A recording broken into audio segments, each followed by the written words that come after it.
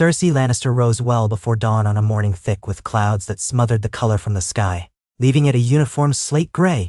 Sleep had come in jagged slivers for many nights now, but this morning she had no desire for rest. Her hands pressed into the cool marble of the balustrade overlooking the courtyard of the Red Keep, and she stared at the empty training yard below, trying to steady her breathing. A chill wind, unusual for King's Landing, played through her unbound hair. She took it as an omen. She had never been one to believe in signs or portents, preferring to shape her own destiny, but everything in her life had changed so drastically that she was no longer certain she possessed the will to stand firm and unswerving. Yet she was determined to try. A single thought rang in her mind as she inhaled the crisp morning air. She had children yet living, a realm teetering on the brink, and a name that demanded something more than the bitterness and violence that had brought them all so low. She walked away from the balustrade, each footstep echoing hollowly against the stone. She had dressed simply this morning, in a gown of deep black that all of King's Landing had come to associate with her mourning. The gold trim at the collar barely caught the anemic morning light. The color suited her mood and the state of her heart. Mourning had become her constant companion. She had lost her father, her eldest son, and most recently, her daughter. Despite all the regal flair she had once worn like armor, she felt almost naked in that moment, bereft of the illusions she had once wielded like daggers. Still, she reminded herself, for Tommen's sake, and for the sake of Myrcella's memory, she had to act. The realm had endured ravages of war, rebellions, threats of White Walkers beyond the north, and the humiliating stranglehold of the faith militant within the city walls. If she continued as she had, lashing out, seeking vengeance, trying to control everything through fear, she would break not only herself but Tommen as well. Their family, and her children, came above all else. So what then? Did that dictate? She had to change. And that daunting realization sent a tremor of unease through her. She stepped into the corridor that stretched past the great hall. The golden red banners depicting the roaring lion of House Lannister still hung there, but their vibrancy seemed dulled, like everything in this cursed city. She paused for a moment, catching the attention of a guard. The man stiffened, unsure if she would cast an order or a sneer. Instead of barking a command, she offered a curt nod and passed him by. Small gestures, she told herself, small steps toward forging a new path, even if it felt unnatural. She made her way to Tommen's chambers. He was king of the 7 kingdoms in name, but in truth, he was a gentle boy, frightened of the enormous burdens placed on him. And Cersei had done little so far to prepare him for the brutal realities of rule, except to shield him and fight his battles for him. That had proven disastrous. She wanted her last living son to be safe. No, not just safe. She wanted him to thrive and grow into a ruler who had more than fear behind him. To accomplish that, she needed to let go of her own desire for absolute control. The guards outside Tommen's door stepped aside at her approach, eyes lowered respectfully. Cersei entered quietly, expecting to find her son still asleep. To her surprise, he was awake, sitting at a small table, his face pinched, as if he had not rested well at all. His cat Ser Pounce dozed at his feet, oblivious to the tension in the boy's posture. She forced herself to smile gently, realizing how rarely she had done so lately. Tommen looked up at her with wary eyes, so very different from the bright innocence he had once radiated. "Mother," he said, voice almost too small to fill the stillness of the room. "My sweet boy," she replied, crossing the chamber in a sweep of black skirts until she stood behind him, placing her hands on his shoulders. "You're up early." He shrugged, but not dismissively. He was not scornful like Joffrey. No, Tommen was always too soft for that. "I couldn't sleep. I kept thinking about everything." He paused, uncertain whether to voice his thoughts. "I feel like no matter what I do, I disappoint someone." Cersei pressed her lips together, grief gripping her chest. In another life, she might have responded with venom toward anyone who would judge her son. She would have told him to be strong, to rule with an iron fist. She would have flattered him, called him just and wise, even if he was too young to fully grasp those traits. But she did something else instead. She spoke quietly. "It is difficult to sit on the throne when so many have expectations, and so many see us as enemies. But," she added, taking a breath, "that does not mean you have to face it alone. You have your mother, and you have others you can trust. He turned slightly. I have you, yes. But is that enough? For the first time she found honesty. If you are not enough, if I am not enough, we find those who can help us become better. I realize now that we've tried to do everything on our own. That has earned us more enemies than we can count. I want to change that. She felt his shoulders loosen under her palms. Thank you, he whispered. Sir Pounce stirred, leaping onto Tommen's lap as if to remind him that he had at least one unconditionally loyal friend. Cersei let the scene wash over her for a moment, recalling how Joffrey would have scorned such a display of weakness. Tommen needed gentleness, and perhaps the Seven Kingdoms themselves needed some gentleness after the storm of war. She spoke softly. I won't keep you long, but if you feel strong enough, I would like you to attend a small council meeting today, just for an hour. Listen to what the lords and advisors have to say. Speak if you can. Show them you are present. That was the first step, reminding everyone that Tommen was not just a puppet on the throne. His eyes flickered with trepidation. Will you be there? I will. Tommen considered, then nodded. She squeezed his shoulders in a show of support. She did not linger to stifle him. She simply whispered her love, withdrew, and let him keep the cat's comforting presence. Outside she paused, a swirl of conflicting emotions churning in her stomach. Once, she would have believed that ferocity and cunning alone could secure her children's reign. The memory of that unwavering conviction flickered now, overshadowed by her new understanding of all she had lost. She made her way to the council chamber. The sun was rising, but with it came no warmth. The corridor's lanterns had yet to be extinguished, so torches and daylight combined to cast shifting shadows across the walls. She had no illusions that the small counselors would greet her warmly. Her power grabs, her manipulations, had made her more foes than allies. But she told herself, let them see a different Cersei. Slowly, carefully, but genuinely. When she arrived, some of them were already there. Pycelle, half dozing over a parchment, Qyburn, quietly flipping through pages of some ominous tome, and Kevan Lannister, her uncle, who had taken on the role of Hand of the King. He stood near a table displaying a map of Westeros, his grizzled features sharpening as he saw her. Once her uncle might have supported her wholeheartedly, but she had squandered that goodwill. The bruises of the past were not so easily hidden. Good morning, uncle, she said, trying to keep her tone cordial. Kevan inclined his head stiffly. Your Grace, he replied, still somewhat wary. She was not the Queen Regent anymore, but some formalities were habits. We were just discussing the developments in the Riverlands. Cersei moved to the table, letting her gaze flick to Pycelle, and then Qyburn. I trust there's word from Riverrun? Kevan nodded.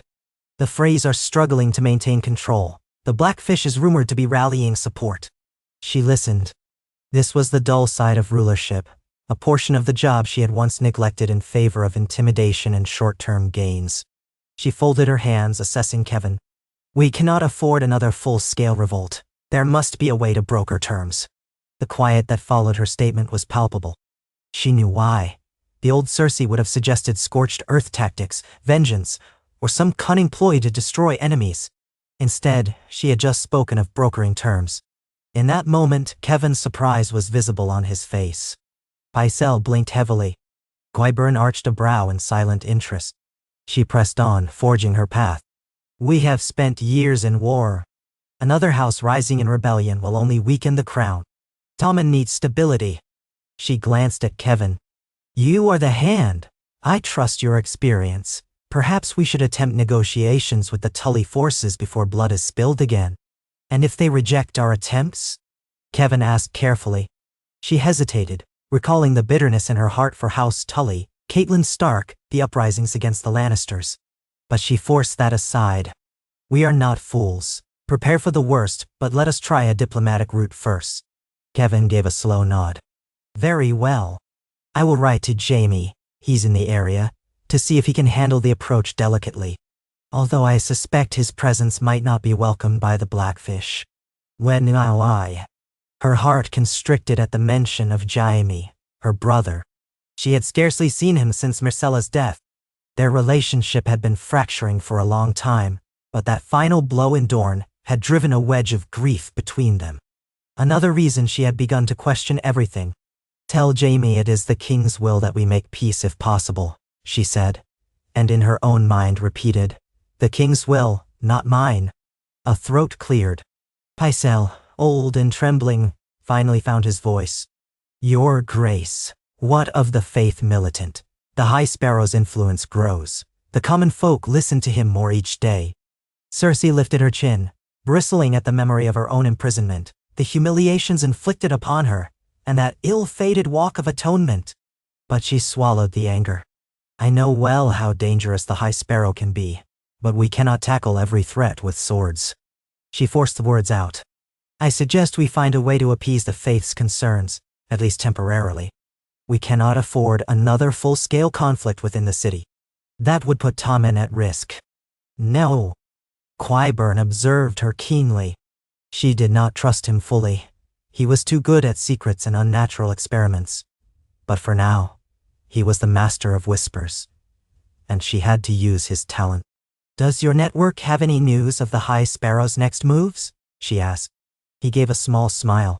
"Whispers indicate he continues to preach, but his larger designs remain a mystery. He has garnered the support of many poor and faithful who see him as a champion of the downtrodden." She exhaled slowly.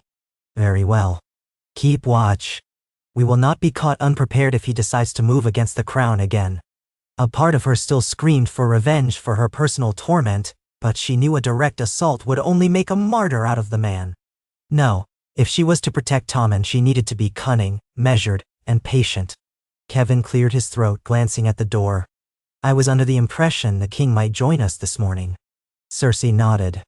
"He will. Give him a little more time." Her voice was quiet but firm. At that, Kevin looked at her as if seeing her anew. He said nothing more.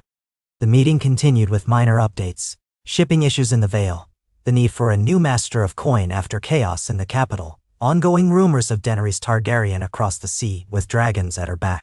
Cersei listened, contributed when appropriate, and tried not to dominate every conversation with her once favored brand of confident arrogance. The realm had many problems, and she needed allies, not terrified underlings. Tommen arrived near the end, shyly slipping into the chamber, cheeks flushed with discomfort. Kevin guided him to a seat, and Cersei watched as her son tried to focus on the conversation. He didn't speak much, but just being there allowed him to understand the burdens of rule. One day, perhaps, he would speak for himself. She quietly placed a hand atop his. He glanced at her, uncertain, then offered a small smile. The meeting concluded without fireworks, which might have been the greatest achievement of all. As the counselors dispersed, Cersei stood by Tommen's side, guiding him gently from the room. She heard Pycelle's bones creak as the old man left, Qyburn's soft footfalls fading, and Kevin's lingering gaze. She knew Kevin would want to speak with her in private.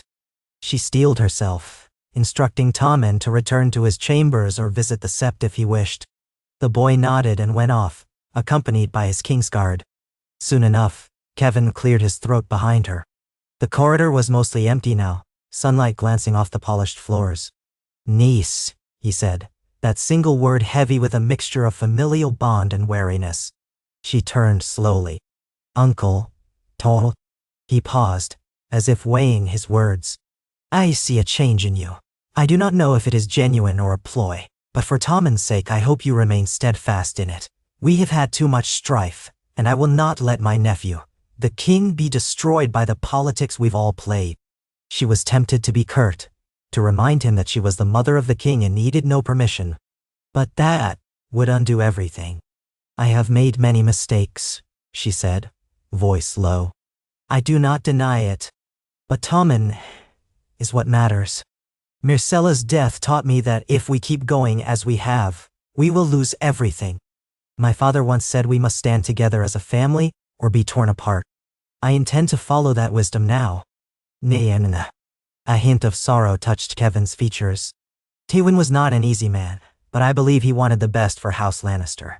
And so do I. If you truly seek to guide Tommen wisely, and if you are prepared to set aside personal vendettas, I will stand beside you, as his hand and your uncle." She inclined her head. "Thank you." He left her then, walking with a measured gait. She stood there, letting the day's tension wash over her. She had not undone her sins, but she had begun to carve a path forward. She wanted to believe it was not too late. In the following weeks, she continued this careful approach. She spoke with Kevin often, worked with the small council instead of trying to dominate it, and tried to remain composed. Word reached her that Jaime was encamped near River Run, ready to parley with the Blackfish.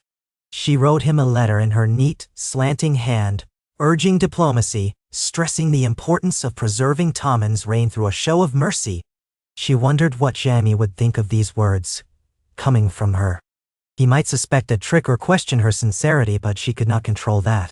She had to try.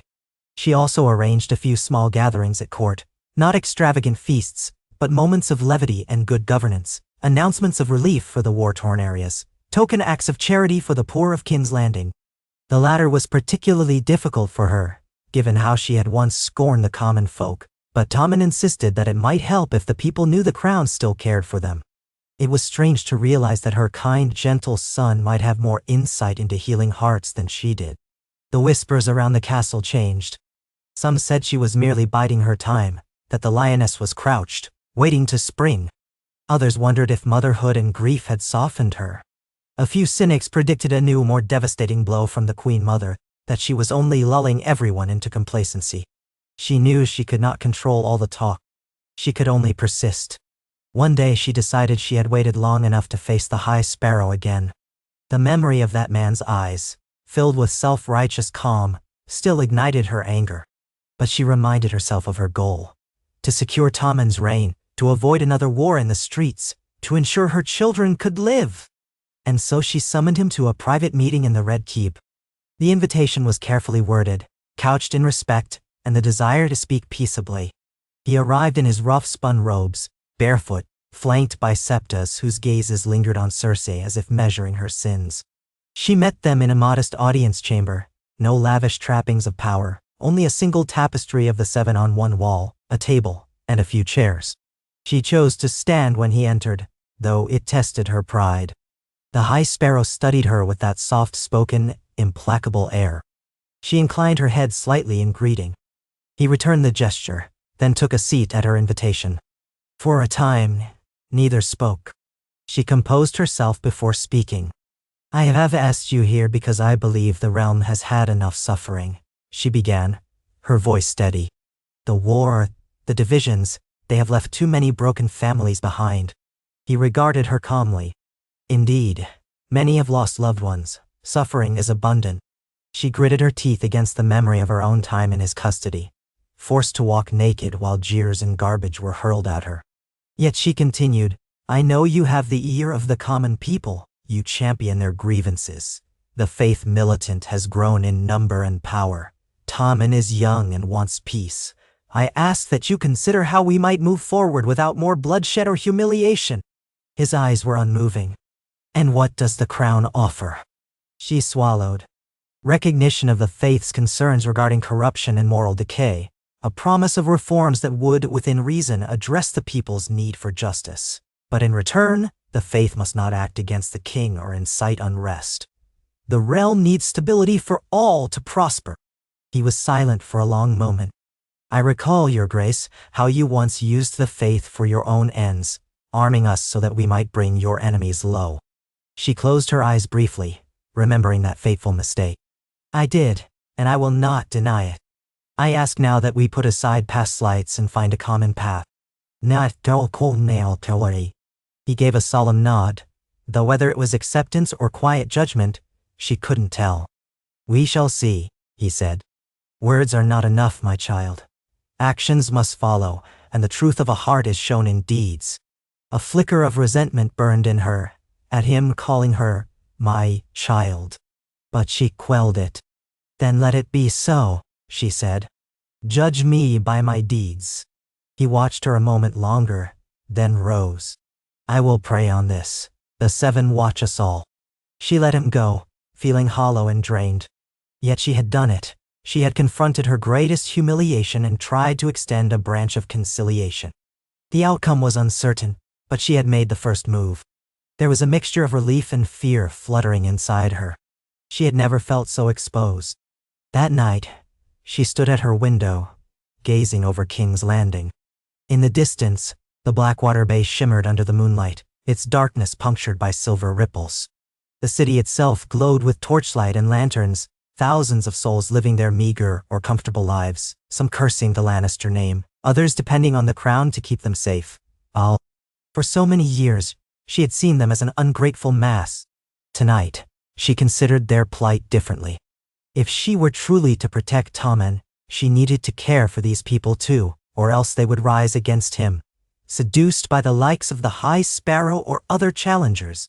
She recalled all the mistakes she had made, trusting Littlefinger, ignoring Tyrion's warnings, underestimating Marjorie Tyrell, raising Joffrey without the restraints that might have guided him away from cruelty.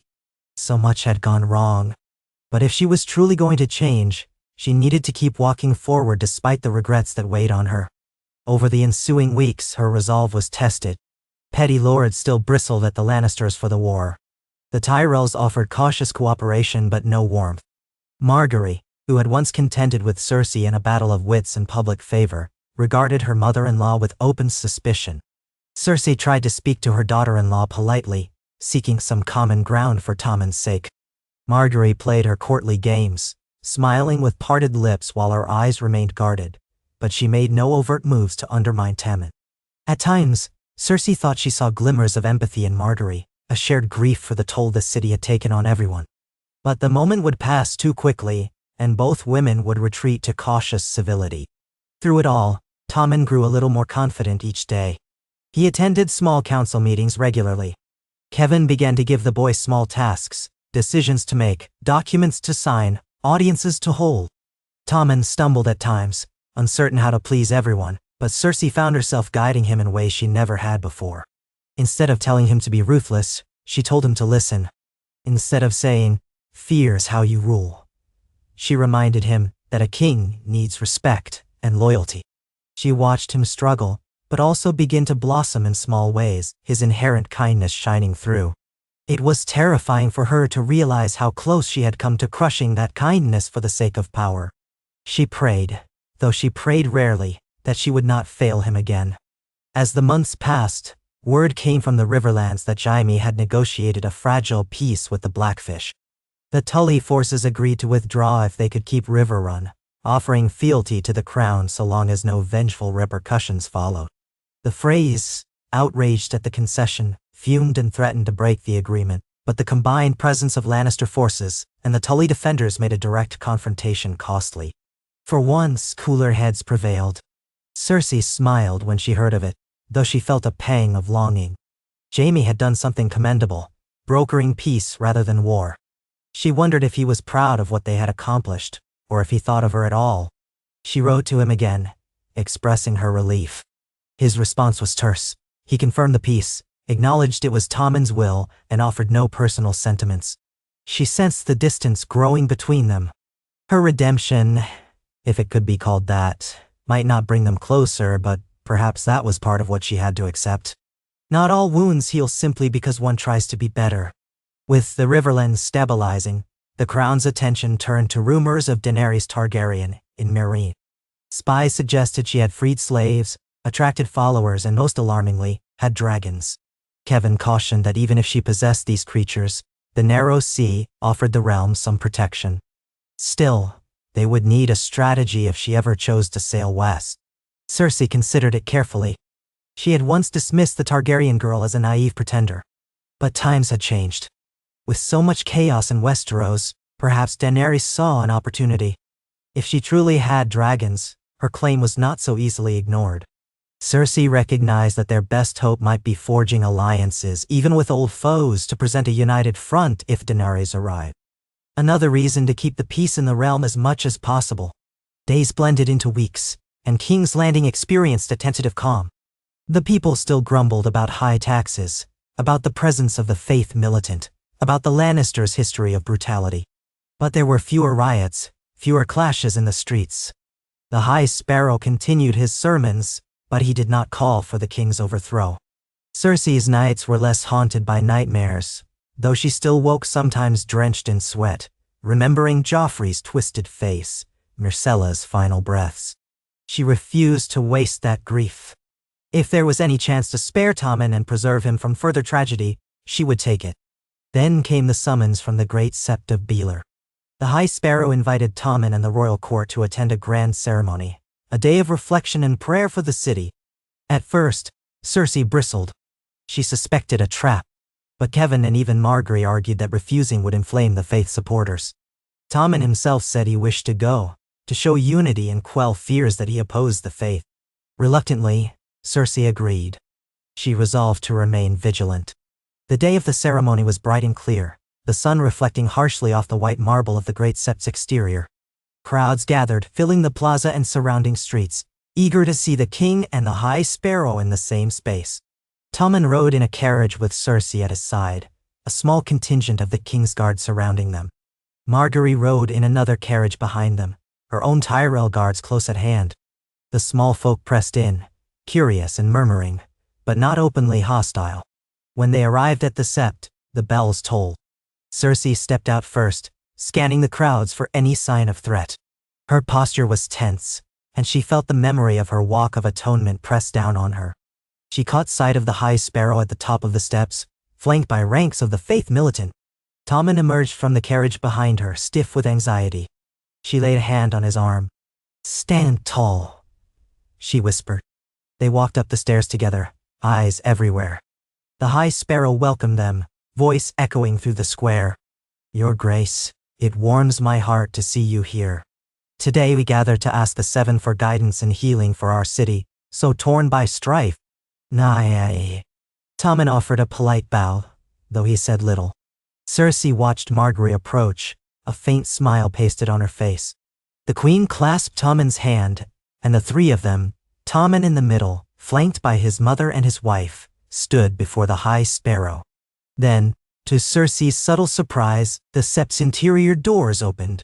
Chanting rose up, a low, haunting melody. The High Sparrow invited the king and queen to enter the Sept. As they walked in, the chanting wrapped around them like a living thing. Once inside, the grandeur was overwhelming. The marble columns, the statues of the Seven, the candles and stained glass windows.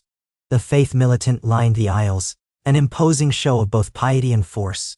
Tommen hesitated, but the High Sparrow guided him to the front, near the altar. Margaery followed, her head bowed in a show of humility. Cersei took a breath, battling an unsteady heart. The High Sparrow began to speak of forgiveness, of renewal, of how those who had sinned, whether they be highborn or low, could find redemption if they surrendered themselves to the Seven's will. Cersei listened, bracing for some pointed allusion to her own sins. Indeed, she saw his gaze flick to her. But instead of calling her out, he continued in broad strokes, speaking of unity and peace. The crowd in the Sept murmured in solemn agreement. Tommen stood there, shoulders rigid.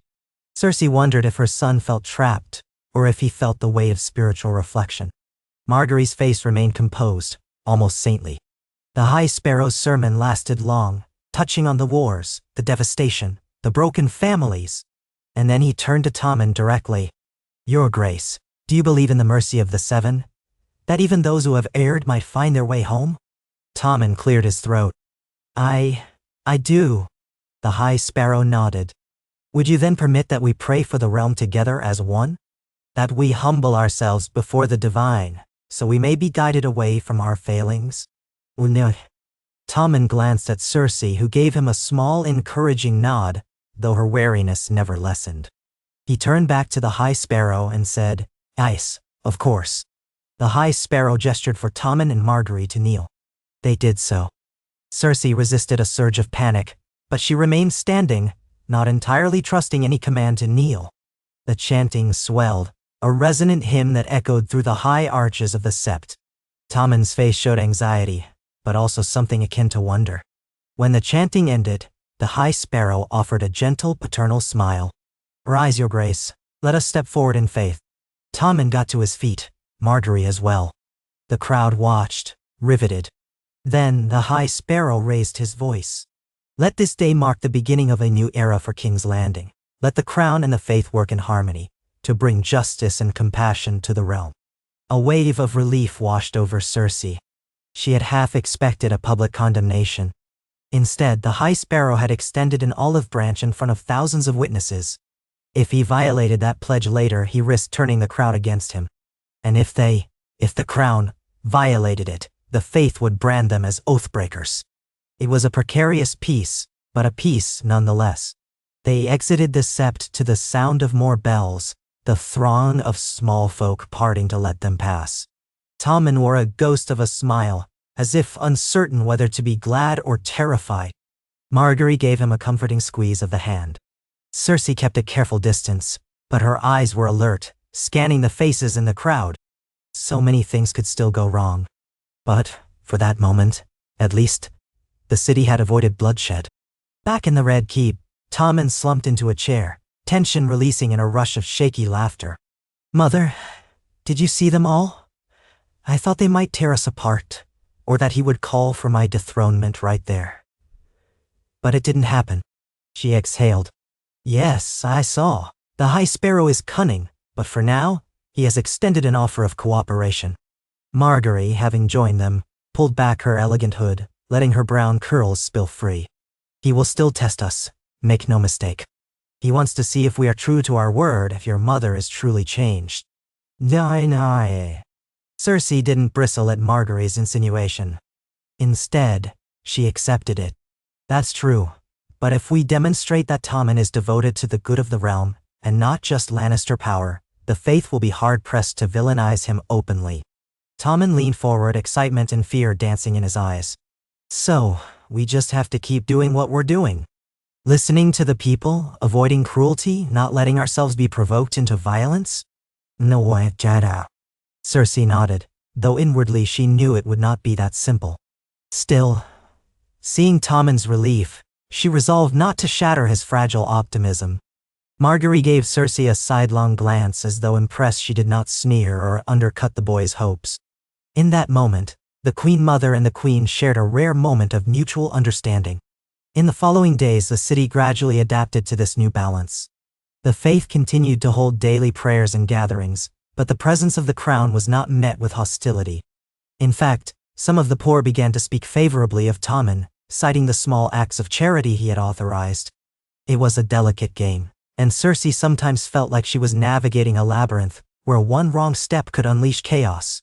She caught glimpses of the High Sparrow in the streets, walking among the poor, always speaking softly.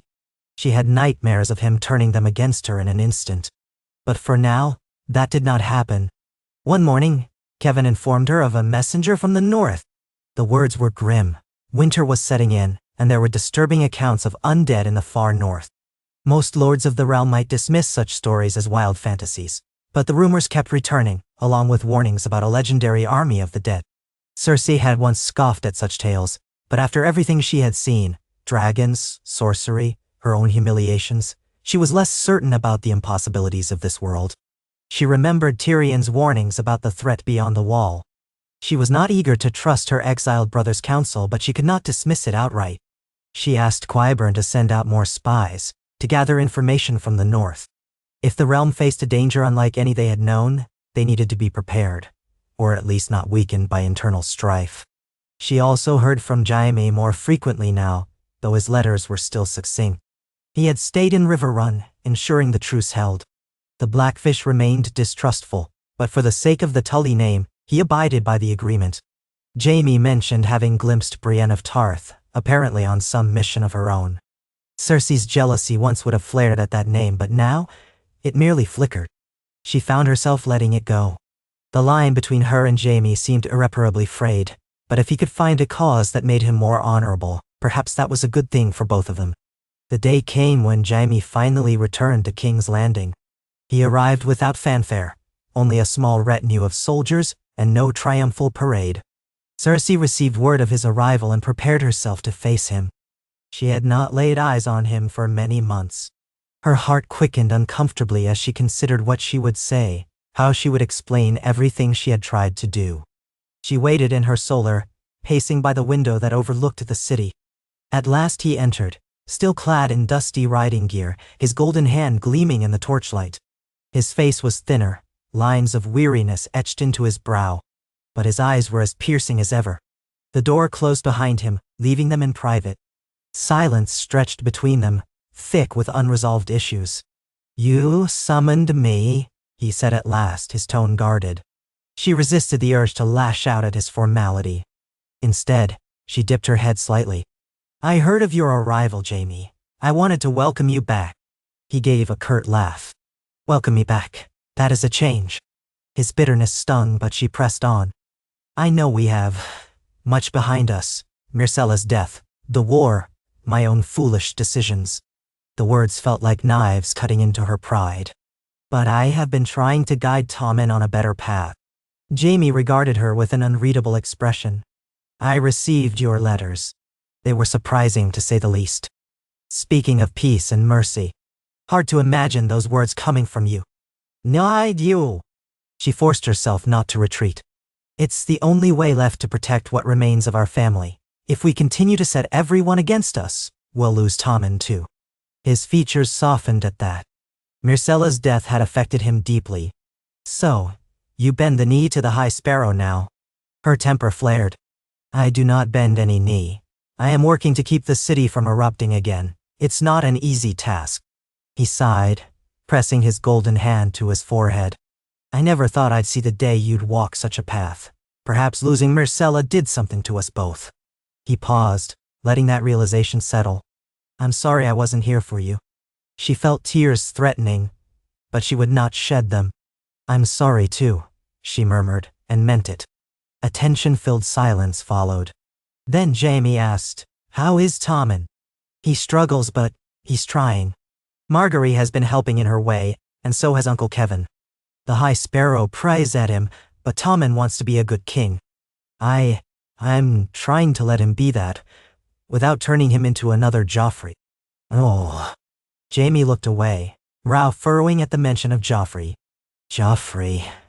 I can still see the look in his eyes when... He stopped, swallowing.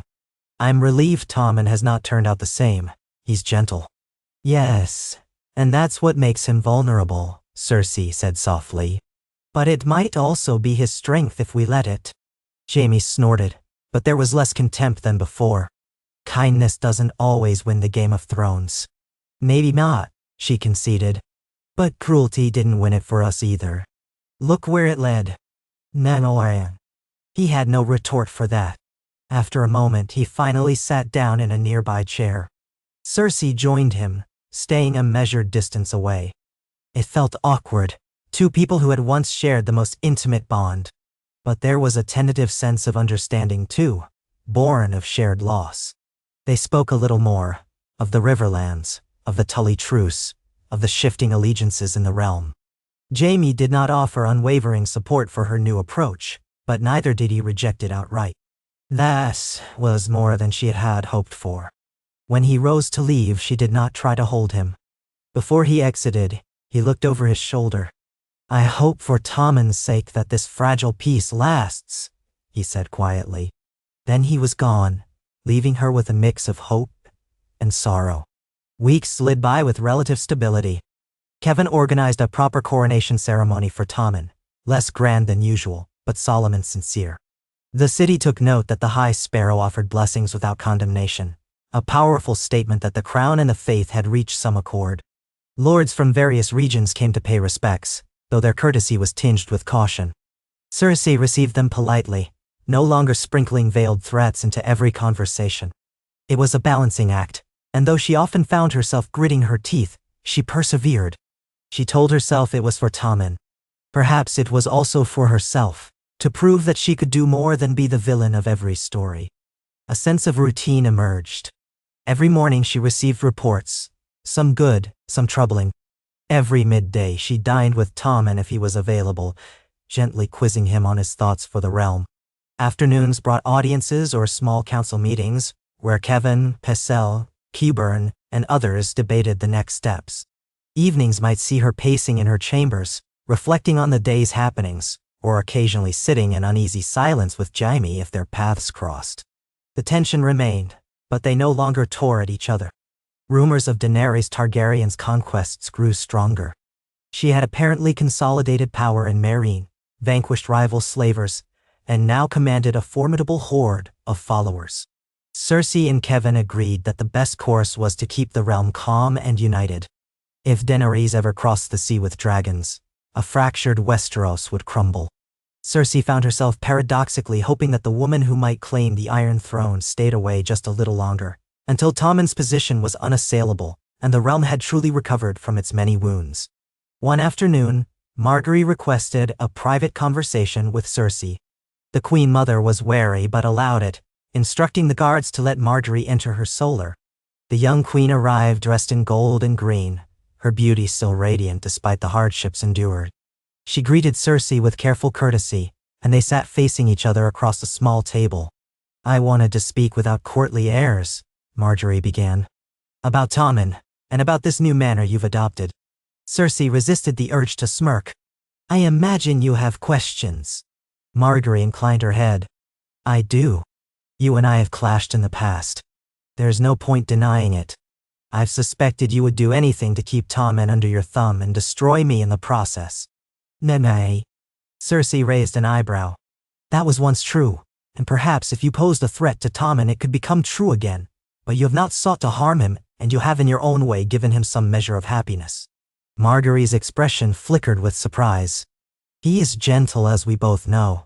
I do care for him. I want to see him grow into a strong, yet merciful king." Cersei allowed a slight smile. "Then our goals align, for once."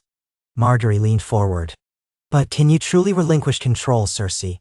Can you let Tommen rule, and not steer him with fear? I must know if this change in you is genuine." Cersei's pride sparked, but she swallowed it. "What choice do I have? Continuing as I did would have led to more death, maybe even Tommen's. I lost Myrcella, I lost Joffrey. You may believe what you wish, but losing any more of my children is something I cannot bear." Silence stretched. Margaery regarded her with an intensity that belied her youth. Then she offered a small nod. "Very well. We will see what time reveals. In the meantime, I would like to work with you, not against you, for Tommen's sake. He is my husband, and I want to protect him just as fiercely as you do." Now, a tremor of old jealousy, old suspicion, threatened Cersei's composure. But she mustered a short nod. "Then let us begin a new page if possible." They talked of small matters after that, but the tension had altered, as if they both recognized that an alliance, however fragile, might be the only way forward. When Margaery left, Cersei felt a strange mixture of relief and a lingering sense of unease. But it was a step. The next day, Jaime told her he planned to leave King's Landing to address a brewing conflict in the Reach, where remnants of old sellsword companies were raiding villages. Cersei knew he itched for action, for the field of battle, anything to restore his sense of purpose. She did not try to dissuade him, only asked him to return safely. He said nothing about them, only nodded. She suspected he was unsure whether the bond they once shared existed in any form anymore. The news from the north turned darker. Tales of White Walkers, of whites, grew more persistent. Kevin was inclined to dismiss them as exaggerations, but after meeting with some northern envoys, reluctant, frostbitten men who arrived swearing undead armies marched beyond the wall, Cersei decided the threat could not be ignored outright. She supported Kevin's plan to send more resources to the Night's Watch, along with an invitation to any northern lords to bring tangible evidence of this threat to King's Landing. It was unprecedented for a southern crown to take northern superstitions seriously, but if there was even a sliver of truth, ignoring it could be doom. Through the shifting tides of rumor and politics, one constant remained. He grew bolder, speaking at court with more confidence. He learned to weigh his advisors' counsel carefully. Sometimes he erred, made naive promises, or overlooked cunning ploys, but each time, Cersei or Margaery or Kevin would guide him back on course. Cersei felt a flicker of pride when she saw how the small folk began to chant his name in approval, at least more often than curses. They saw him as a kinder king than his brother Joffrey. She prayed the realm would not devour him for that kindness. Yet, not everyone was content. She heard whispers from certain lords about the Lannisters' weakening grip, that forging peace with the faith was a capitulation. Some spoke of seeking a different figurehead, perhaps a Targaryen return. Others muttered that the Tyrells were the true power. Still more scoffed at Tommen's naive illusions of unity. Cersei realized that as soon as one threat abated, new ones sprang up, and she longed for the simpler days when she could simply cut out the rot with a well-placed blow. But no, she reminded herself. That was the path that led to the horrors they had endured. She continued to meet with the High Sparrow from time to time, always in carefully managed settings. He spoke with honeyed humility, but she suspected he was still judging her. She told herself that was fine. Let him judge. So long as he did not turn the city against Tommen, she would bear it. Margaery arranged several charitable functions, distributing bread and soup to the poor. She invited Tommen and Cersei, subtly forcing them to stand in the open among the common folk. It was a risky move, given the potential for a riot. But the presence of the faith militant ironically kept order. People pressed forward to receive their meager rations, with Cersei watching uncomfortably. This was not the way she was accustomed to appearing in public. She felt a pang of fear that someone might throw rotten food at her as they had in her Walk of Atonement. But the moment passed. The memory still burned, yet no one attacked her now. She heard murmurings that the Queen Mother was different, that she stood beside Tommen not like a tyrant but more like a guardian. She nearly laughed at the absurdity of it all. But if it kept Tommen safe, she could endure. On one such occasion, the High Sparrow himself arrived unexpectedly, praising the humility of the king and queen, and offering blessings. He greeted Cersei with a knowing smile that made her skin crawl. Later, she cornered him in a quiet alley behind the Sept's courtyard. "You appear at every turn," she said, her voice low. He bowed his head. "I am only a servant of the Seven, Your Grace." She clenched her hands. "You tried to destroy me once." He met her eyes calmly. "I offered you a chance to atone for your sins, and you walked that path, quite literally. I see you walking another now, seeking peace. It is not for you to judge my sincerity," she said, restraining her anger. He gave a thin smile. "And yet, I do. We all do in our own way. The people judge by your actions. So far, you have given them less reason to fear you." She narrowed her eyes. "Do not mistake my cooperation for subservience. I do this for my son, not for you." He inclined his head. "May the mother's love guide you well then." With that, he turned and walked away, leaving her shaking with a mixture of rage and grudging acceptance. He was insufferable, but so far, he had kept his promise not to incite the faithful against the crown. She had to swallow her hatred for the greater good. At times, she felt the old anger burning like wildfire beneath her ribs, threatening to erupt. Memories of how he had imprisoned her, forced her to confess, paraded her naked through the streets. Those wounds didn't vanish simply because she tried to be better. But she told herself, "I must endure." For Myrcella's memory. For Joffrey's memory, twisted though it was. For Tommen, still living, still with hope. She would not fail him. Seasons began to shift. The nights turned colder, the sky dark earlier. Word from the north indicated the first snows had fallen heavily in Winterfell and beyond. Rumors of White Walkers grew more persistent. Kevin decided to send a formal envoy north to treat with Jon Snow, who was said to be the king in the north, or possibly still Lord Commander of the Night's Watch. Reports varied. Cersei, once hateful of the Stark name, found herself signifying her approval. If the North was unifying behind a new leader, ignoring them would only risk more conflict. Better to at least open lines of communication. She wrote the royal decree herself, requesting that this Jon Snow, or any northern representative, come to King's Landing to share what they knew about the threat beyond the wall. Such an act of diplomacy might have been unthinkable a year ago. Now, it felt necessary. In quiet moments, she reflected on how many lines she had crossed, lines of pride and vengeance. She remembered her father's words about controlling the realm through fear, about ensuring Lannister supremacy, about never showing weakness. He had believed that relentlessness was the only path. She had followed it, and it had led to nightmares. Perhaps Tywin had been right about many things, but she could not emulate him completely. She was Cersei, not Tywin, and she was tired of drowning in blood and sorrow. Tommen continued to grow, not just in height but in bearing. He took to wearing simpler attire, shedding the pomp that had once been forced on him. The people found it endearing. Margaery's presence remained strong, and they were often seen together in public. Cersei walked a careful line, advising her son but not smothering him. The more he stepped into his role, the less he needed her constant direction. That frightened her, but she told herself it was what should happen. A real king rules, not his mother. One evening, after a long day of audiences, Tommen asked Cersei to walk with him in the gardens. She agreed, and together they strolled among the neatly trimmed hedges and fragrant blossoms. It was a mild evening, a rare warmth lingering from the day. Tommen seemed troubled, glancing at her with uncertain eyes. "Mother," he said at length, "I've been thinking a lot about Myrcella, about what happened to her." Her heart tightened. "I think of her every day." He took a shaky breath. "I wonder if all of this is just borrowed time, if someone else will try to hurt us, or me, or any of the others." She stopped, placing a hand on his cheek. He was so young still, but he was a king. "Fear is natural," she said, "especially for a boy who has lost so much. But you have friends and allies. You have a court that supports you.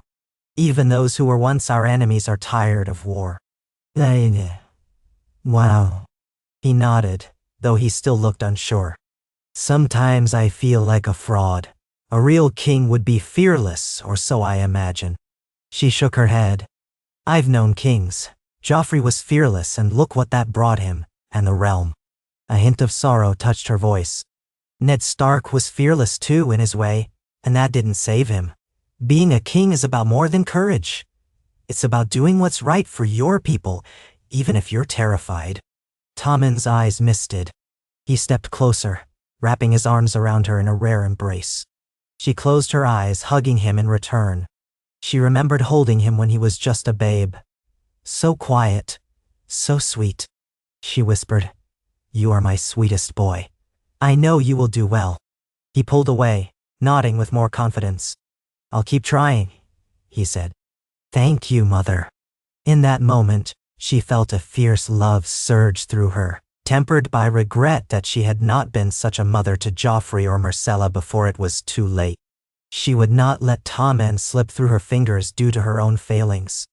Another letter arrived from Jaime soon after, brief as always. He had dealt with the sellsword raids in the Reach, but he warned that restlessness was growing among certain lords who felt overshadowed by the Crown's new alliance with the Faith. He proposed that the Lannisters host a gathering to reaffirm loyalties. Cersei discussed the idea with Kevan, who agreed it might ease tensions. Tommen supported it, as it would show the realm that House Lannister was committed to peace rather than fear.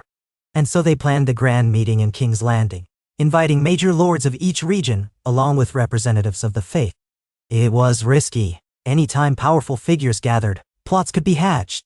But it also provided an opportunity to strengthen alliances. In the old days, Cersei would have manipulated every aspect of the event, planting spies, forging secret deals. Now she approached it differently, focusing on ensuring the event ran smoothly and offering honest negotiations. She placed her trust, grudgingly, in Kevan's leadership and in Tommen's sincerity.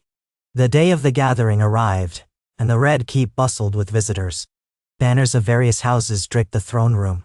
The Golden Rose of Tyrell, the Flayed Man of Bolton, though rumors said the Boltons had been overthrown in the north, the Stag of Baratheon, or what remained of that legacy, the Fish of Tully, the Sun and Spear of Martell, though no major Martell lords came, still grieving or angry over Myrcella's death and the subsequent tension. Representatives of lesser houses milled about, exchanging wary pleasantries. The High Sparrow was in attendance too, surrounded by devout followers. Tommen sat on the Iron Throne, Margaery at his side, Cersei standing slightly behind, near Kevan. The hall was filled with a tense hush, anticipation crackling in the air. Jaime arrived, dressed in fine Lannister crimson, his golden hand polished, though the lines of fatigue still marred his face. He took a position to one side, gazing at the gathered nobility. Kevan opened the meeting with solemn words about unity and the future of Westeros. He invited Tommen to speak.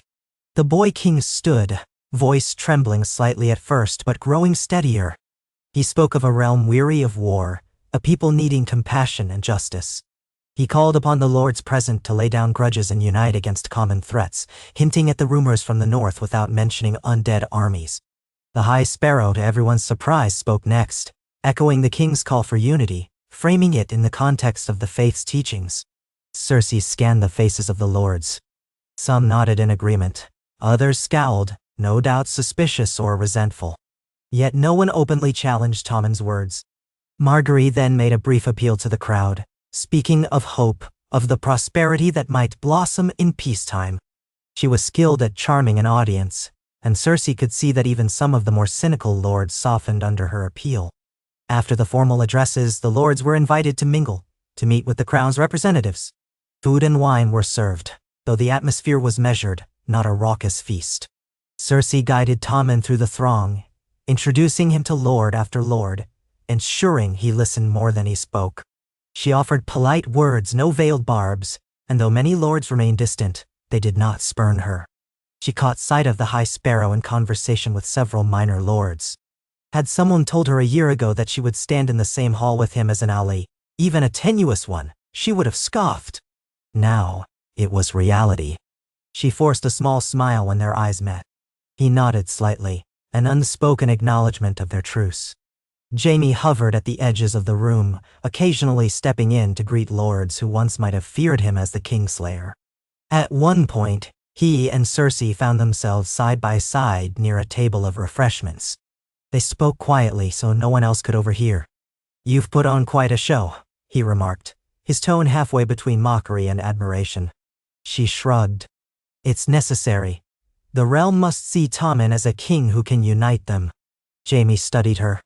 "I see you've changed your methods. No threats or boor shows of dominance. Hardly recognizable." Cersei narrowed her eyes, but she knew he was not truly insulting her. "We've both changed. I only pray it isn't too late." "Oh, we're—" He nodded, glancing at Tommen across the hall. "He looks happier than I've ever seen him. Myrcella would have wanted that." The mention of their daughter made Cersei's breath catch. Yes, she would. They stood in uneasy silence for a moment. Then Jaime touched her arm lightly. "I still care for you, but I don't know what we are anymore." Her throat tightened.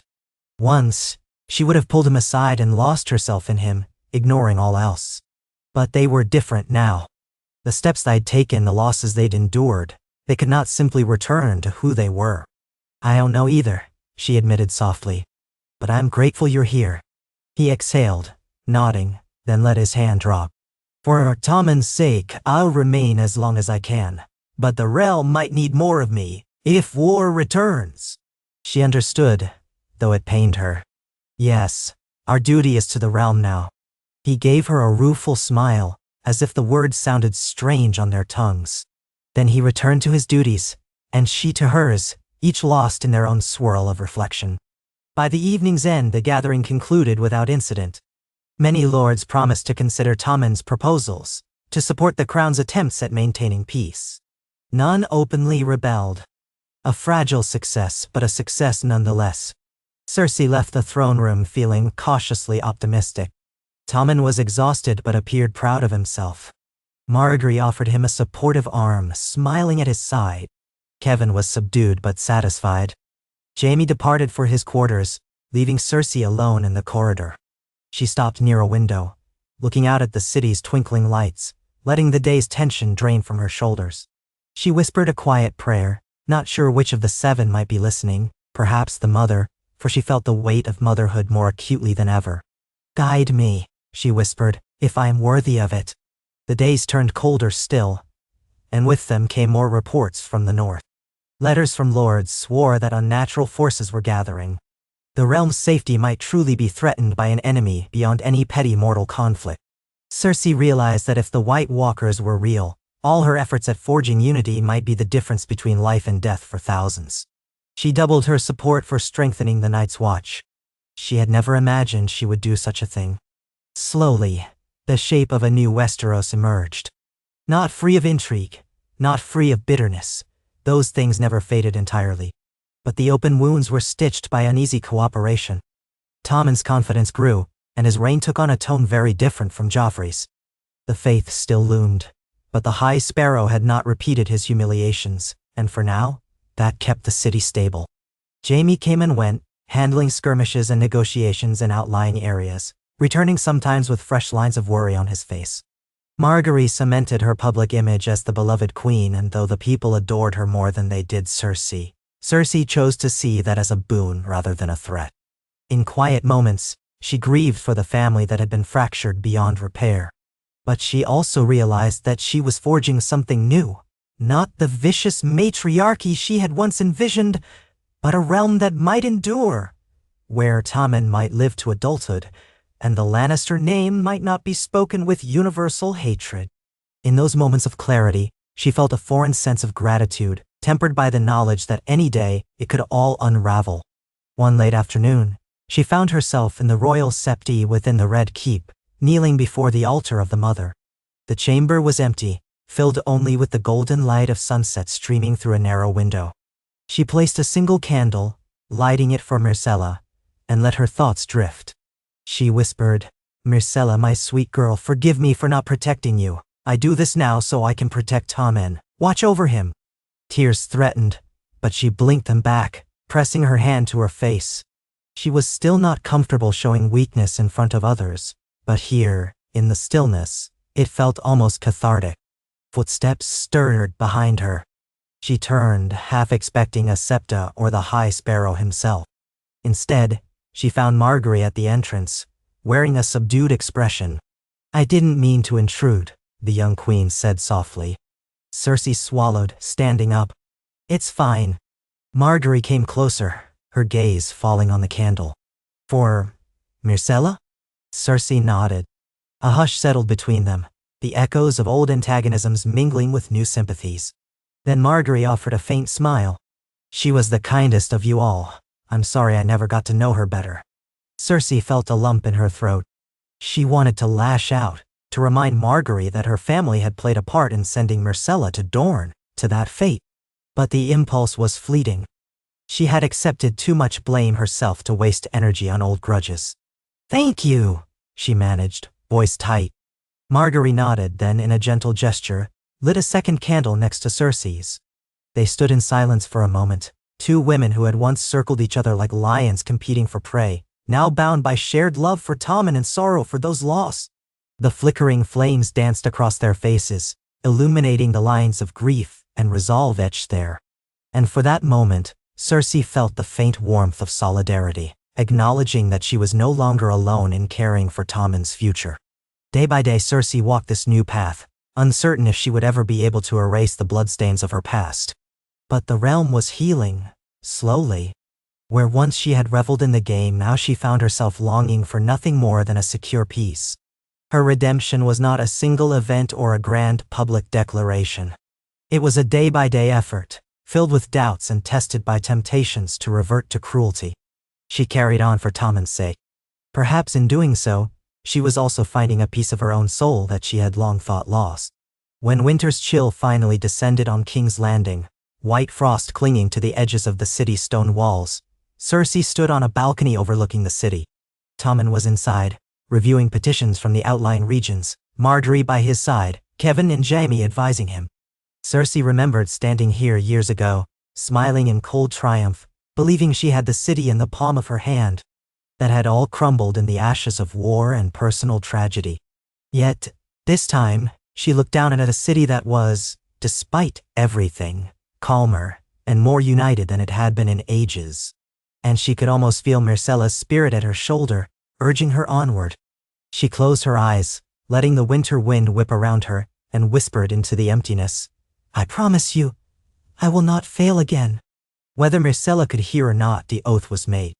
Cersei Lannister, once a lioness of unbridled wrath, now walked a harder road, one of restraint, of unity, of redemption.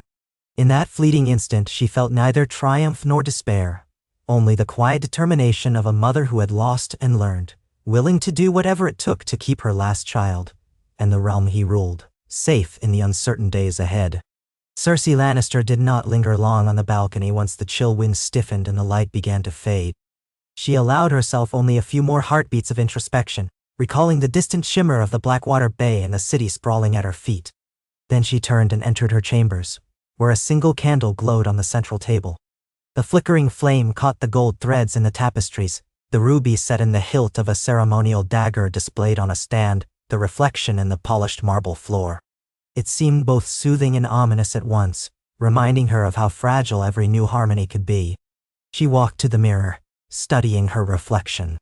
She could see a faint line of worry between her brows, a hint of weariness in her eyes. Long gone were the days when she could assume no blemish marred the smoothness of her skin. And yet, there was a certain firmness in her gaze that she did not recall possessing before. She let out a soft breath and sank into a nearby chair, letting her gaze rest on the candle's flame. She had chosen this new path, and though it remained strewn with shards of the past, she would not falter. She owed that much to her son. A knock on the door roused her from her thoughts. She glanced up, expecting one of the servants, but it was Marjorie who stepped in, clad in a dark green dress. Her expression was politely composed, but Cersei sensed a tension about her. Even in the calmer climate of the Red Keep, the young queen seemed hyper-aware of every subtlety in how people spoke and acted. Cersei gestured for her to come closer. "You're out late," she remarked quietly. "Is something wrong?" Marjorie shook her head, then paused as if reconsidering. "Not wrong exactly. I only wanted to speak with you while Tommen is at his lessons with Grand Maester Pycelle. I find that sometimes we manage to talk more honestly without him hovering, worried about pleasing us both." "What am I?" Cersei pressed her lips together. "That is true. Sit if you like." She motioned to a cushioned chair across from her. When Marjorie settled, Cersei tried to read her face. "Is it about Tommen's new measures? I know the treasury is stretched thin already, and he's decided to support the Night's Watch more generously than most Southerners find sensible." Marjorie folded her hands in her lap. "I'm less concerned with the expense than with the possible repercussions at court. The lords from the Westerlands and the Reach keep hinting that our resources could be better spent on rebuilding roads, on shoring up harbors. They resent funneling gold and supplies so far north for threats many consider legends. Tommen is torn, because while he wants to ensure the Night's Watch is prepared, he also fears alienating powerful factions here." "Oh man." Cersei inclined her head, thinking. "I've noticed the murmurs. Still, we cannot ignore the possibility that the North's warnings are true. The king in the North, Jon Snow, has apparently culled his banners. Rumor suggests he has repelled the Boltons and reclaimed Winterfell. One does not do that without significant will or strength." "Nay, girl." Marjorie's eyes flickered with a spark of curiosity. "Yes, that's what I've heard. And the ravens from Castle Black speak of the dead walking, even if half of that is rumor. The threat of winter alone is significant. I think Tommen is right to show at least a measured support, if only to keep channels open." Cersei tapped a finger on the arm of her chair. "Then we must find a way to ease the concerns of the lords here. Perhaps we could arrange a show of fealty from the Night's Watch envoy who arrives. Explain that while resources must be spent, it's in the name of the entire realm's safety." "Now one," Marjorie considered. "Yes, that might help, but they'll want more than just a formal gesture. Some lords believe the Night's Watch is already lost to northern interests, that they're no longer neutral. We may need to demonstrate that the Crown's generosity is not a blank check. Accountability, in short." Cersei sighed. "A balancing act, as always. I can speak with Tommen, see if we can draft some conditions for the supply trains we send north. Perhaps a requirement for monthly dispatches from the Wall, detailing how resources are used." Marjorie smiled, though it was a small, careful smile. "That might suffice." She hesitated a moment. "I also wanted to tell you that Tommen's nightmares have lessened. He still wakes occasionally, worried about Myrcella, about being powerless, but less often than before." A pang of gratitude mingled with sadness tightened Cersei's chest. "I'm glad to hear it." She paused, looking down at her hands. "Thank you, for all you do to put him at ease." Marjorie dipped her head slightly, the glow of the candle catching her eyes. "He's a good boy and a gentle soul, perhaps too gentle to be king in such a tumultuous time, but if enough of us stand beside him, he may yet prove everyone wrong. I wouldn't do it if I didn't care for him." Cersei nodded, believing her. The tension between them was still there, shaped by old rivalries, but overshadowed now by a genuine alliance of purpose. They spoke a few minutes more about the next day's schedule, an audience with merchants from Dorne, a meeting about the distribution of grain in the city, before Marjorie excused herself. Once the door closed, Cersei sat in the quiet once more, letting her eyes slip shut. The talk of the North reminded her of the bigger stage upon which all this precarious peace was set. She only hoped the stories of undead armies were exaggerated, but the repeated rumors gave her a chill deeper than the winter wind. Early the next morning, as the Red Keep stirred awake, Cersei joined Tommen for a light breakfast. He looked tired but determined, his hair slightly tousled from restless sleep. Sir Pounce, that blasted cat, circled his legs beneath the table, purring softly. Cersei found she no longer felt the old irritation at the beast. She even extended a hand under the table to scratch its ears. Tommen seemed grateful for the silent gesture of calm. They discussed the day's tasks. Merchants from Sunspear were arriving to negotiate trade for southern fruits and spices, hoping for preferential tariffs now that the city had stabilized. Tommen also had to hold court for a dispute between two minor houses from the Riverlands, each claiming the right to a small but strategically placed fort. Cersei intended to sit quietly beside him, letting him handle the matter unless the conversation threatened to veer into chaos. Lastly, they had the letters from the Night's Watch to address, official requests for men, grain, and coin. Cersei told Tommen about her late-night conversation with Margaery, suggesting a structure for the aid. Tommen nodded, looking relieved that she'd thought of such details. When breakfast ended, Tommen rose to leave for his first meeting. He paused by the door. "Mother," he said softly, "do you ever think about going back to Casterly Rock?" She looked up, surprised by the question. "Why do you ask?" He shrugged.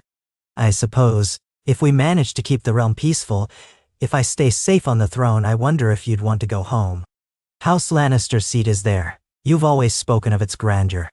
"No?" Cersei considered. She had once imagined how glorious it would be if the entire realm bowed to the Lannisters, if the gold of the rock could buy every loyalty. Now all those daydreams felt distant, even hollow. "I don't think so," she murmured. "Not now. I belong here with you." She paused, then added, "Casterly Rock was your grandfather's domain. He made it into a fortress of power. But power alone has not brought me happiness. I stay for you, Tommen. Nothing else matters as much." "No." He nodded, a small but sincere smile touching his lips, and left to face his day. She watched him go, reminded again of how young he was, and yet how much he carried on those slender shoulders. The day wore on, a flurry of formalities, negotiations, and endless greetings. Cersei kept her expression schooled in regal composure as the Dornish merchants bowed and offered her exotic gifts, sweet wines, sculpted figurines of hammered copper, and delicate fabrics dyed in colors rarely seen in the Crown lands. Their spokesman, a tall, spare man named Bellario, had sharp eyes and a polite smile. He praised King's Landing's new atmosphere of calm, though he didn't fail to mention the lingering tension between Dorne and House Lannister over the death of Princess Myrcella. Cersei had expected that. She expressed official regrets that Dorne had suffered, emphasizing that the tragedy was not the will of the Crown. Tommen added in a shaky voice that he wished the bond between the Crown and Dorne might yet be repaired. Bellario's smile did not waver, but Cersei caught the slight narrowing of his gaze. This was a man who remembered old wounds. The negotiation went on for an hour, with Kevan Lannister present to steer the conversation toward beneficial trade agreements.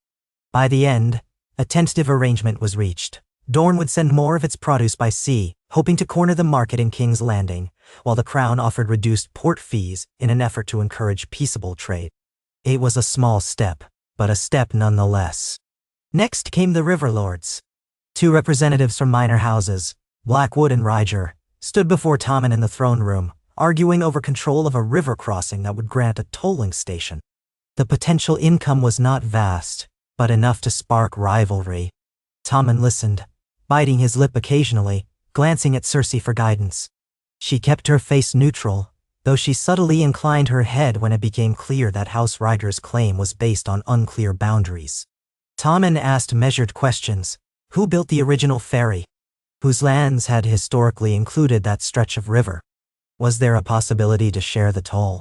In the end, he proposed a compromise that allowed House Ryder to collect a portion of the toll but required them to maintain the crossing, while House Blackwood retained ultimate oversight to ensure fair trade. The two lords grumbled, each feeling the arrangement favored the other, which probably meant it was as balanced a compromise as anyone could hope for. Cersei watched Tommen deliver his ruling, noticing that though his voice trembled slightly, he held steady. After they left, Tommen slumped a little on the Iron Throne, exhaling in relief. "That was exhausting," he murmured. "They hate each other." Every word was a dagger. "You did well," Cersei said quietly, stepping closer. Not everyone will be satisfied, but that's the burden of kingship. He nodded, managing a small smile. Then he stood, relinquishing the throne to an empty audience hall. Guards escorted him out to his midday meal. Cersei followed, a sense of both pride and worry mingling in her thoughts. Each day Tommen grew a bit more accustomed to rule, yet the realm's complexities seemed limitless. Afternoon brought the matter of the Night's Watch letters. Kevan and Pycelle joined Tommen, Margaery and Cersei in a smaller council chamber. Qyburn arrived as well, though he lingered in the background, saying little. The letter from the Wall was blunt. The Watch needed men, supplies and funds to fortify the Wall and prepare for what their Lord Commander called the real war to come. Tommen looked to Kevan for advice, but Kevan's stance was cautious. Many lords balked at sending precious gold to a place so far away. Cersei cleared her throat. We must help, but we must show we are prudent. Let us send enough to prove our sincerity. Some coin, some wagons of grain, a small contingent of soldiers to help man Eastwatch or Castle Black if need be. But attach conditions. Monthly reports, as I said before. A formal statement acknowledging Tommen's generosity, so that the lords here see it as a wise investment. Tommen straightened, nodding. I like that plan. It shows we aren't blind to finances, but we still recognize the Night's Watch. Their role is crucial. He glanced at Margaery, who nodded in approval. Then he turned to Kevan, who wore a pensive expression. Make it so, Uncle, Tommen added gently. Draft the official documents. I'll sign them. Kevan inclined his head, though there was a certain tightness to his mouth. Cersei saw it, understanding that Kevan remained uneasy with all these new concessions. Yet he had not openly opposed Tommen's decisions, for which she was grateful. As the meeting ended, Pycelle shuffled off, muttering about the cost of shipping grain north. Qyburn lingered a moment, his pale eyes flicking between Cersei and Margaery before he departed without a word. Cersei caught Margaery's gaze. They shared a moment of unspoken acknowledgement. So far, so good. Then Tommen asked Margaery to walk with him in the gardens, and the Queen Mother watched them leave. His arm looped through hers, the pair presenting a united front. The corner of Cersei's mouth twitched in something resembling contentment. This was what she had sought for so long, a stable hold on power for her children. The road she'd taken to get here had been paved with blood and regret, but at least now, the realm was not on fire. She turned and noticed Kevan was still there, shuffling papers. She stepped nearer, eyeing him thoughtfully. Something troubles you, Uncle? He regarded her with a measured look. These rumors of White Walkers, the king in the north, the Targaryen girl across the sea, there is no shortage of threats. And now we're distributing resources across so many fronts. I worry we're making ourselves vulnerable. Cersei tucked a strand of hair behind her ear. That is a reasonable worry. But if we hoard our resources, we risk letting the north fall to whatever is out there. Or, if it's all exaggeration, we at least show the realm that Tommen does not ignore the oath each king makes to guard the realm from threats. Meanwhile, if Daenerys Targaryen truly means to invade, we must ensure Westeros is not fracturing internally. Nisitgoane. Kevan nodded reluctantly. I see the logic. Still, it feels like we walk a razor's edge. One misstep, and any number of disasters might befall us. Cersei allowed a tired smile. We have grown used to living on that edge, haven't we? He gave a low chuckle without real mirth. Indeed, we have. I miss the days when Tywin was alive, and everything seemed so certain. Nay. Cersei felt a stab of old pain.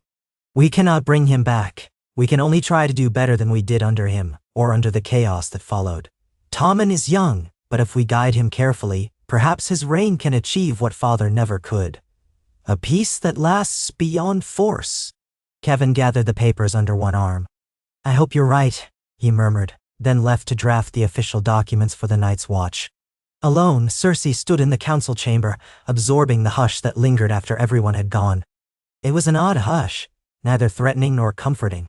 She recalled how many times she'd stood in similar chambers, plotting cunning moves, overshadowing councils with her presence, lashing out at any who opposed her. Now, though she remained fiercely protective of Tommen, she had reined in those impulses, trying to steer a different course. Every day felt like a test of patience and a confrontation with her own past. Yet each day she continued. As evening settled, she returned to her rooms, hoping for a brief respite. A servant lit the candles, and she motioned for him to leave her alone. She considered ordering wine, then decided against it. In the past, she might have drowned her frustrations or anxieties in a flagon of Arbor Gold, but that had led her down dark paths. She sat on a small bench near the window, letting the breeze stir the curtains. Before long, footsteps and a knock on the door broke her quiet. Jaime stepped in, dressed in a plain tunic and breeches, the gold hand strapped to his forearm. His expression was subdued, but he carried a certain restlessness in his step. She realized she had not spoken to him all day. He had been busy inspecting the city guard, or dealing with some rumor of bandits near the Roserat. She rose to greet him, a flicker of warmth tugging at her heart, despite all their unspoken tension. "Jaime," she said softly. He nodded. "I heard the day went well for Tommen. Everyone's calling it a victory for the new rule." She gave a slight shrug. "A small victory, but yes, it seems so. The city is calmer, and no lords stormed out in fury. That's better than most days." Jaime's mouth twitched into the shadow of a smile. "High praise indeed." He let his gaze wander over her chambers. Then he settled against the wall, arms crossing over his chest. "I won't linger long. He paused, seeming to wrestle with his words. "I wanted to say that I see what you're doing for Tommen, and I respect it." Cersei caught her breath. Rarely did Jaime speak so plainly. "Thank you," she said at last. "I had little choice if I wanted him to survive. But it's not just that." She trailed off, uncertain how much of her heart she should reveal. He nodded slowly, understanding. "We've both changed," he murmured. "That's all right. Perhaps it's for the best." She stepped closer, close enough to catch a hint of his scent. Horse, leather, steel. "Where do we stand now, you and I? Our love was once the only constant. Then everything fell apart." He seemed pained by the question. "I don't know," he admitted. "Sometimes I remember how it was, and it feels like a dream. Other times, I see the cost of everything that's happened. My hand, Myrcella, your humiliations, my own failures. If the gods are just, maybe we aren't meant to go back." See. She reached out to brush her fingers over his golden hand, the metal cool under her touch. "And yet here we are, still caring." She paused, hearing her voice catch. "I never learned to care for anyone else as I do for you. Even so, I can't pretend we can simply return to that old place." He let out a ragged sigh.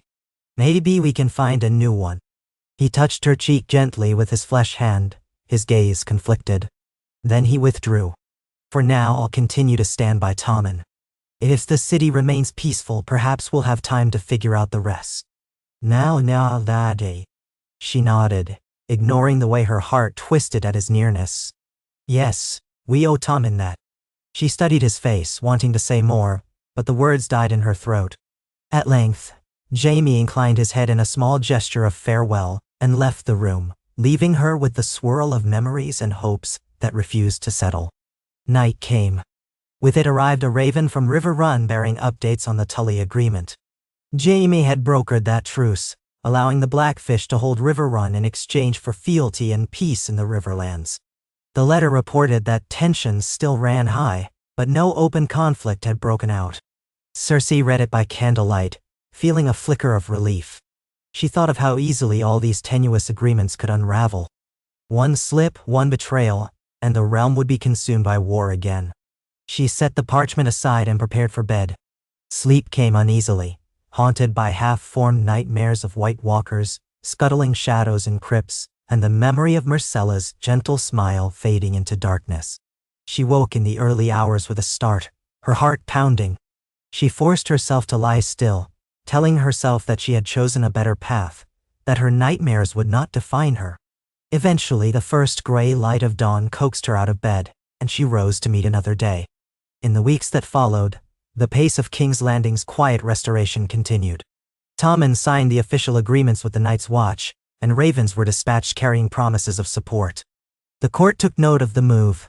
Some lords applauded the king's sense of duty, others grumbled about the cost. But open dissent was minimal, for they recognized that Tommen's rule was gaining legitimacy. The High Sparrow and his faith militant kept a watchful presence but did not attempt any grand show of defiance. Cersei suspected the man was waiting, observing whether the crown would stumble, but so far, all remained still. One chilly morning, a caravan of northern envoys arrived unexpectedly at the city gates, proclaiming they came with messages from Winterfell. This stirred great curiosity throughout the court. Cersei, Tommen, Margaery, Kevin, and others gathered in a receiving hall to meet them. The leader of the group was a tall woman with dark hair bound in a plain braid, wearing a heavy cloak trimmed in wolf fur. She introduced herself as Lady Barbary Dustin of Barrowton, a name known for its complicated loyalties in the north. Tommen greeted her with polite curiosity, and Lady Dustin swept an elegant but measured curtsy. "Your Grace, I come at the behest of the king in the north, Jon Snow," she said, her voice carrying clearly through the hall. Murmurs rippled through the courtiers. Tommen exchanged a quick glance with Cersei, who kept her face neutral. Tommen said carefully, "We have heard rumors of this Jon Snow, who reclaimed Winterfell from the Boltons. Is he truly proclaimed king in the north?" Lady Dustin's dark eyes flicked toward Cersei for the briefest moment, then back to Tommen. "Yes, Your Grace." The lords of the north rallied around him after he defeated the Boltons and took back Winterfell. He is the son of Eddard Stark, though born out of wedlock, and yet the north has accepted him as its rightful leader, given the dire times. Nettie day. Cersei felt a sting at the mention of Eddard Stark, the man she had once loathed, whose death had sparked so much turmoil. She noticed Margaery leaning slightly forward with interest. Kevin was stone-faced. Tommen pressed his lips together, absorbing the information. "And why have you come here?" Lady Dustin drew a parchment from her cloak. "His Grace Jon Snow sends word of the threat beyond the wall. The Whites, the White Walkers, an army of the dead that grows as winter deepens. He extends a call for unity, believing all of Westeros must stand together. Here is his letter." She stepped forward, offering the parchment. A guard took it, delivering it to Tommen. The boy king stared at the sealed letter, then glanced at Kevin and Cersei. "May I?" he asked them, his voice subdued. Kevin cleared his throat. "This is your realm, Your Grace. Read it." Tommen broke the seal and unrolled the parchment. He read silently, his brow furrowing deeper with each line. When he finished, he set it down. His voice trembled slightly as he spoke. "Lord Commander, no king, Jon Snow requests an official alliance between the North and the Crown, focusing on preparing for the threat from beyond the wall. He asks for men, steel, provisions, and also for us to consider a meeting to discuss how best to defend the realm." Lady Dustin inclined her head. "He does. Winterfell and the North have pledged to defend the realm from the horrors we have witnessed, but we cannot do it alone. The dead do not stop at lines on a map." None the Yue. Cersei's chest tightened as she recalled the persistent rumors of undead armies. If even half of them were true, this was no minor threat. She glanced at Kevin, who seemed troubled, and then at Tommen. Margaery placed a hand on Tommen's arm, lending silent support. Finally, Tommen said, "We have already begun supporting the Night's Watch with supplies and men, as you may know. But if what you say is true, we may need to do more." He hesitated, then added, "Would King Jon Snow come to King's Landing in person to discuss this alliance?" Lady Dustin's eyes narrowed thoughtfully. King Jon is loath to leave the North exposed, especially with the long winter nights setting in, but he might send a trusted representative, possibly even his sister, Lady Sansa Stark. Or if you prefer, he might invite you or your envoys to Winterfell. Tommen exchanged a glance with Cersei. She sensed his uncertainty, the enormity of the moment. The Northern Lords had declared independence of a sort, raising Jon Snow as their king. How would it look if Tommen traveled north to treat with him? On the other hand, how would it look if he refused? Pride could stoke civil war at a time when, if the rumors were true, the entire realm might soon face a horror unlike any known in living memory. Cersei stepped forward, her voice steady. "We shall discuss this carefully, Lady Dustin. The Crown welcomes any honest parley that might strengthen Westeros against genuine threats. You have our hospitality in the meantime." Lady Dustin inclined her head again, though her expression revealed little. "Thank you, Your Grace. I will await your decision." When she and her entourage had been escorted away to guest quarters, Tommen looked at his small circle of advisors, Cersei, Kevin, Margaery, Qyburn, and a few others who had gathered. "What do we do?" he asked, his voice soft. Kevin pursed his lips, but it was Qyburn who spoke first, surprising them all. A Targaryen with dragons threatens from across the sea. Now a king in the north arises with an army that claims to fight living dead men. If the crown's focus is split between two looming dangers, we could fall. Then again, if the north truly faces an army of the dead, how could we ignore that?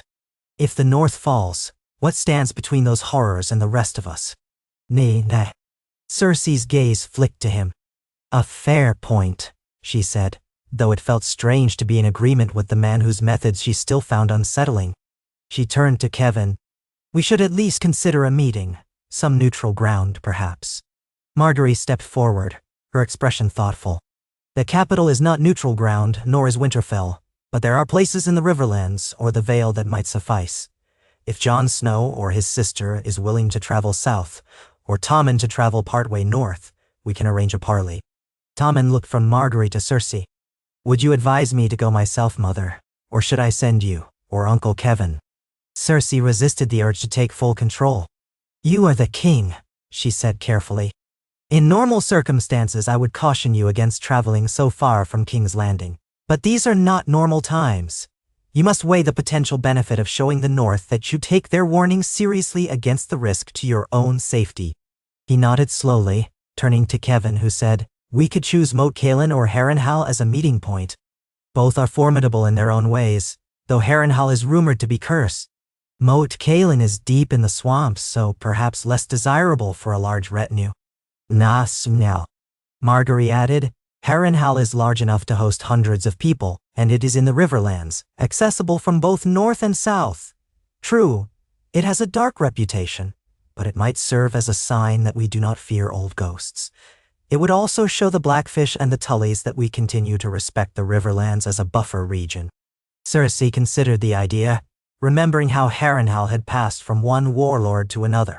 It was indeed cursed in the eyes of many, but it was also near the heart of the realm, and no living occupant had ever truly tamed it. She found herself nodding despite her misgivings. Harrenhal might be the neutral ground we need, far enough south that Tommen can travel with a strong escort, and close enough north that Jon Snow could do the same. Tommen looked resolute. Then we shall propose Harrenhal. If King Jon Snow agrees to meet there, I will go. Cersei felt her heart lurch at the thought of Tommen traveling that far from the Red Keep. But she also recognized the necessity. If you do this, she said gently, you'll need the support of all your guard, and the city must remain secure in your absence. We'll have to arrange for a regent to keep order here. Tommen gave a small nod. You or Uncle Kevin could remain, or perhaps Margaery, though I think I want you with me, mother. Unless you believe it unwise. Her first instinct was to protest that she should remain in King's Landing, controlling the city. But times had changed. If the meeting at Harrenhal was to be a pivotal moment, she felt compelled to be at Tommen's side to ensure no betrayal threatened him. Kevin could manage the capital in their absence. So she said, I will go with you, if that is what you wish. He smiled, relieved. Then he turned to Kevin, who offered a stiff bow. I will keep the city, my king. Send word if you need reinforcements. The Lannister and Goldcloak forces here will remain vigilant. Margaery lifted her chin slightly, a faint spark of determination in her eyes. Then I will accompany you and Tommen to Harrenhal, if you allow it, your grace. I have a mind to see these northern envoys myself. Tommen seemed grateful, but his gaze flicked uncertainly to Cersei. She found no reason to object. Margaery's presence would strengthen Tommen's image of unity. Yes, that would be wise, she said, and Tommen exhaled. They crafted a formal reply to Lady Dustin, proposing Harrenhal as the site for a summit between the Crown and the North. When the envoy was informed, she simply dipped her head and said she would dispatch a raven immediately to Winterfell. For the next few days, the court buzzed with speculation about what might happen. Some feared a trap by the northern rebels, though they were no longer quite rebels if they recognized the Crown's overlordship in some capacity. Others wondered if this signaled a potential union that could overshadow the southern lords. Still others fretted that focusing on the north would leave the city vulnerable to the Targaryen threat from across the narrow sea. Cersei fielded these concerns with measured calm. She recalled the times she might have used each rumor to fuel suspicion or intimidation, playing lords against each other. Now she saw that approach would only sow more chaos. They needed unity, at least enough to handle whatever winter horrors might descend. In her quieter moments, she stared at the old tapestries or the gilded walls of her apartments, thinking about how she had once sought to be the queen of all, wielding fear like a sword. She felt the ghost of that old hunger flicker in her chest, but she pushed it down. If she had learned anything from her humiliations, it was that fear alone would not preserve her family. Within a fortnight, a raven arrived from the north with Jon Snow's seal. He agreed to the proposal, stating that he, his sister Lady Sansa Stark, and their selected lords would meet King Tommen at Harrenhal on a prescribed date, provided both sides guaranteed safe passage. Tommen read the letter aloud in the council chamber, and a hush followed his final words. There it was, a chance to shape the future of Westeros itself. Preparations began at once. Wagons of supplies and personal belongings were readied, for Tommen could not travel lightly. He would bring a contingent of Goldcloaks, Lannister men-at-arms, and members of the King's Guard. Margaery would have her own guards, though smaller in number. Cersei ensured that the route from King's Landing to Harrenhal was scouted thoroughly, stationing outriders at intervals. Jaime, of course, would accompany them, leading the vanguard. She felt both relief and worry that he would be at Tommen's side. The realm might see them traveling openly together for the first time in a long while, but there was no alternative. They needed Jaime's military mind and sword hand, golden though it might be. Finally, the day of departure arrived. The king and queen rode in a grand wheelhouse, flanked by knights and bannermen, while Cersei rode in a smaller carriage directly behind, sometimes stepping out to ride a horse if the road permitted. Jaime's banners of Lannister crimson fluttered at the head of the column, along with the royal standard. The city turned out to watch, crowds lining the streets. Cersei peered out the window, seeing more curious faces than hostile ones. The small folk had grown used to Tommen's gentler presence, perhaps even hopeful that the realm might be on a different path. She glimpsed a few septas distributing bread to watchers, a measure arranged by Margaery to quell any discontent at the fanfare. They passed the city gates, the towering walls behind them, and set out onto the King's Road. The autumn air was crisp, the sky heavy with gray clouds that threatened an early winter storm. Cersei stared at the passing countryside, her mind a swirl of anticipation. She knew Harrenhal's black towers loomed on the horizon, a cursed fortress haunted by the ghosts of Aegon's conquest. Now, ironically, it would host a meeting that could prevent or ignite another war, or face the real threat lurking in the far north. At night, they camped in guarded perimeters, tents set up around a central fire. Tommen dined in a large pavilion, where he tried to maintain morale with kind words and genuine gratitude for his men's service. Cersei and Margaery sat with him, offering silent support. Jaime presided over security briefings, ensuring that patrols fanned out to deter bandits or any saboteurs. The lords and ladies in the traveling retinue lingered in smaller groups, playing dice or sipping watered wine, speculating on what the meeting with the North would bring. One evening, as Cersei walked through the camp, she found Jaime standing at the edge of a torchlit clearing, gazing toward the dark horizon. The wind whipped the flames, casting flickering shadows across his face. She approached quietly, her cloak pulled tight against the chill. He turned his head slightly, acknowledging her presence. "I hear there's been no trouble so far on the road," she said, though it was obvious. He nodded.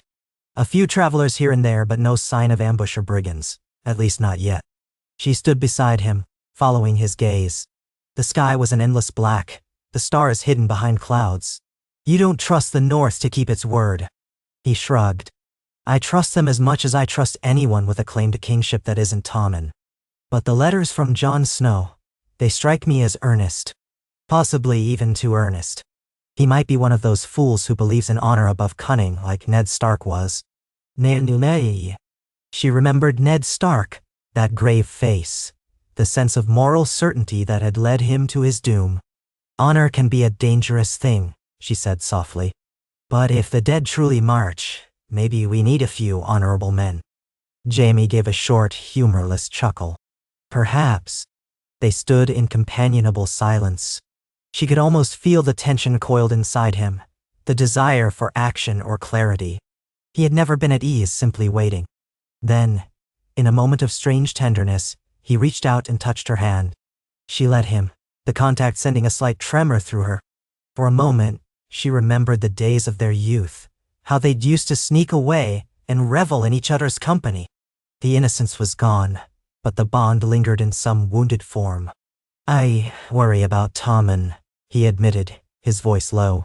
"If something goes wrong at Harrenhal, if the North uses this as a chance to strike, or the Faith stirs up trouble back in the city, any number of things could threaten him."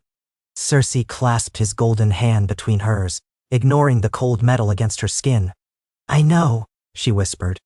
"But we have to do this. If we stand by and let the North face that threat alone, the realm could pay a higher price later.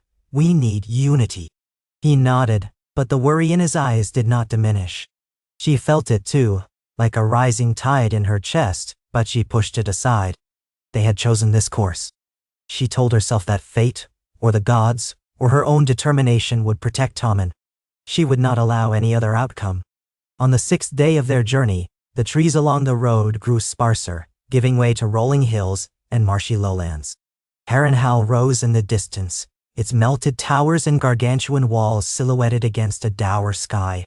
Even from afar, it radiated a sense of menace.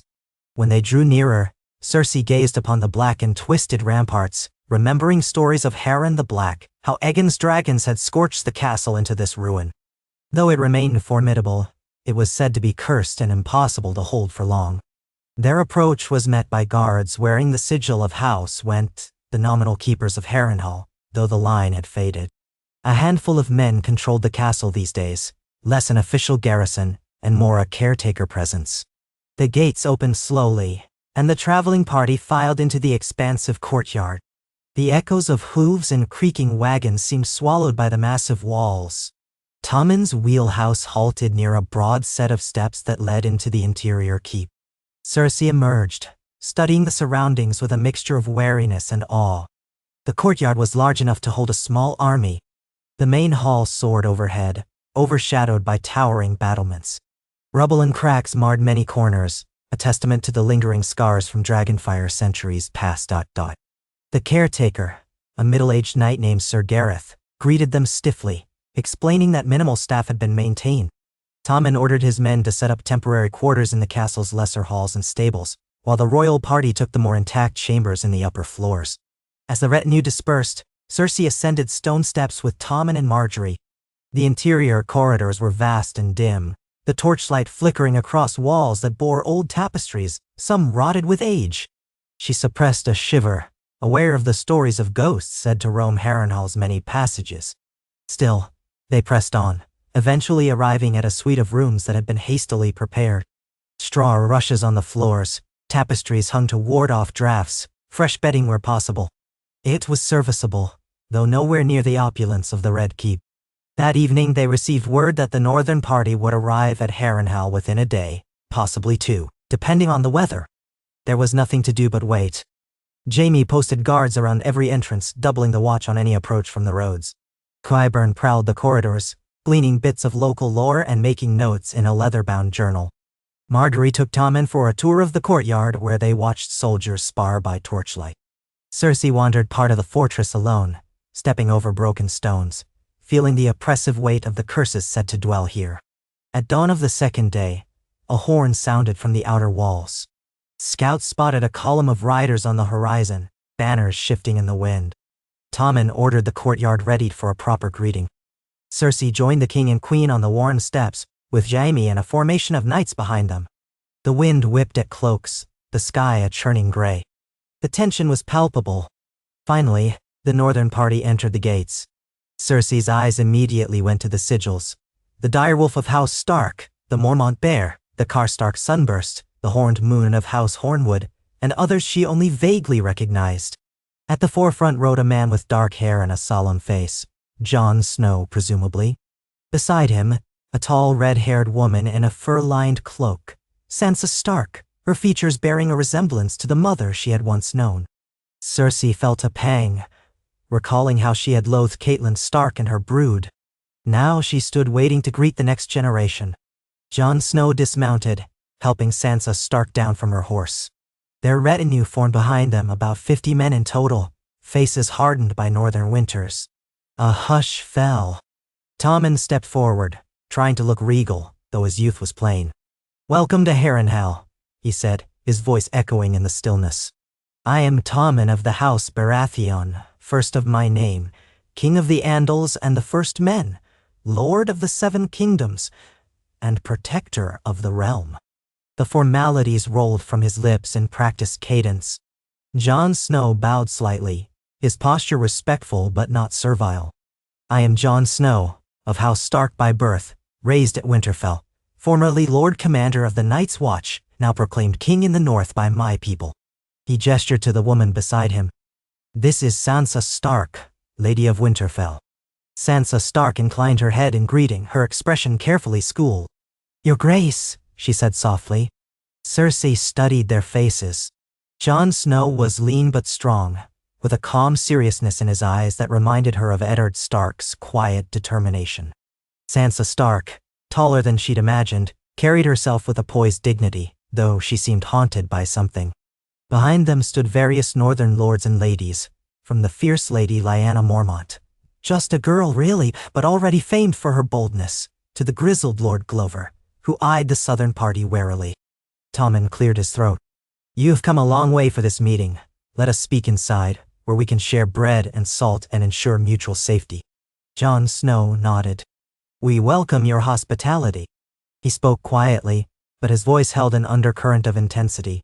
"We hope we can find a way to work together, for the sake of the entire realm." With that, Tommen turned, gesturing for the northern delegation to follow him into the castle's main hall. Cersei and Margaery walked just behind Tommen, with Jaime and the Kingsguard flanking the group. The northern men cast wary glances at Lannister Crimson, but there was no immediate hostility. Within the hall, rough tables and benches had been arranged in a large circle, an attempt at a more equal gathering rather than placing the king on a dais. Braziers burned bright to chase away the chill, while servants brought trays of bread, salt, and ale to observe the ancient customs of guest rite. Cersei took her seat beside Tommen, letting her gaze sweep the faces of the northerners as they settled across from them. Sansa Stark sat close to Jon Snow, her eyes flicking to Margaery with a hint of curiosity. Lady Mormont folded her arms, as if daring anyone to question her presence. Lord Glover, Lord Serwyn, Lord Wyman Manderly's representative, and others filled in the space, draping themselves in heavy cloaks. On the southern side, Kevin was absent, back in King's Landing, but Jaime, Margaery, Qyburn, and a handful of other lords from the Crownlands and Westerlands were present, likewise wearing wary expressions. Tommen picked up a piece of bread, dipped it in salt, and ate. Jon Snow and Sansa did the same. The tension eased fractionally as the ritual was completed, ensuring that no bloodshed would be tolerated under guest rite. Jon Snow spoke first. "Thank you, Your Grace. We appreciate your willingness to meet. I will be blunt. We come not to challenge your throne, but to ask for help against the enemy in the north. The Night King leads an army of whites that grows with every fallen warrior. We have seen them with our own eyes. They cannot be reasoned with, cannot be bribed. They only bring death, and after death, those they kill join their ranks." The Southerners stirred, some exchanging skeptical looks. Tommen swallowed, his throat tight. "We have heard these stories, even from the Night's Watch, though many doubt them. Are you certain of what you saw?" "No," Sansa Stark answered, her voice steady yet laced with quiet horror. "I was there when the Boltons fell, when the undead struck at us in the midst of the chaos. The stories are true. My father always said winter was coming, and now we see it with our own eyes." Cersei remembered how Catelyn Stark had seemed so sure of her moral ground. This daughter resembled her in ways both physical and intangible. She could sense the sincerity in Sansa's tone, the conviction that only those who had experienced unspeakable terror could have. One of the Crownlands lords, Lord Rosby, spoke up, clearing his throat. "Pardon me, but how large is this undead army, and where is it now?" Jon Snow glanced at the speaker. "It marches south, slowly, as winter deepens. We do not know the exact numbers, but it is in the thousands at least, possibly tens of thousands. The farther it marches, the more it gains, as every dead man becomes part of it." A silence fell, broken only by the snap of the brazier's flames. Tommen leaned forward, wrestling with the enormity of the claim. And how do we fight them? Jon Snow's expression was grave. They can be slain by dragonglass, Valyrian steel, and fire. We have limited quantities of both. Daenerys Targaryen across the sea may have dragons, but we cannot wait for her uncertain arrival. We have begun mining what dragonglass we can find in the north, but we need allies, men, supplies. Margaery spoke, her voice calm. If we stand divided, we could all be devoured by this threat. The question is, how do we set aside old enmities and unify the lords behind a common cause? Jon Snow glanced at Sansa, then returned his gaze to Tommen. King Tommen, you hold the Iron Throne by right of your lineage. I was chosen by the Northern Lords to defend the North. We can quibble over who is truly king, or we can agree that if we do not stand together, there will be no kingdom left to rule. Tommen took a moment to gather himself. The boy king looked at the faces of those around him, from Jaime's guarded watchfulness to the curiosity of the Northern Lords. You say you do not challenge my claim, he began. But the North has named you king, an act of rebellion by some lights. Sansa's jaw tightened, but she stayed quiet. Jon Snow hesitated, then spoke plainly. I never wanted a crown. My people named me king in the North because they felt abandoned by the Iron Throne's actions in the past. The Boltons were given power, the war ravaged our lands, but I hold no desire to press that claim south of Moat Cailin. I only want to protect my people from this threat, and help protect the rest of the realm if I can. It was, in a sense, a direct admission that he acknowledged Tommen's overall authority. Cersei realized how significant that might be. A hush followed, and then Tommen said quietly, If I assist you in this war against the undead, if I send men, supplies, and stand with you, will you swear not to move against the crown, now or in the future? Will you reaffirm the North's fealty when this threat is ended? Jon Snow glanced at Sansa, then back to Tommen. If the crown truly aids us, and stands with the North in its time of greatest need, then yes, we will reaffirm our fealty. We will not march against you, nor allow others to use the North as a staging ground for rebellions. Nate Shirts. Sansa's voice chimed in softly. We have lost so much.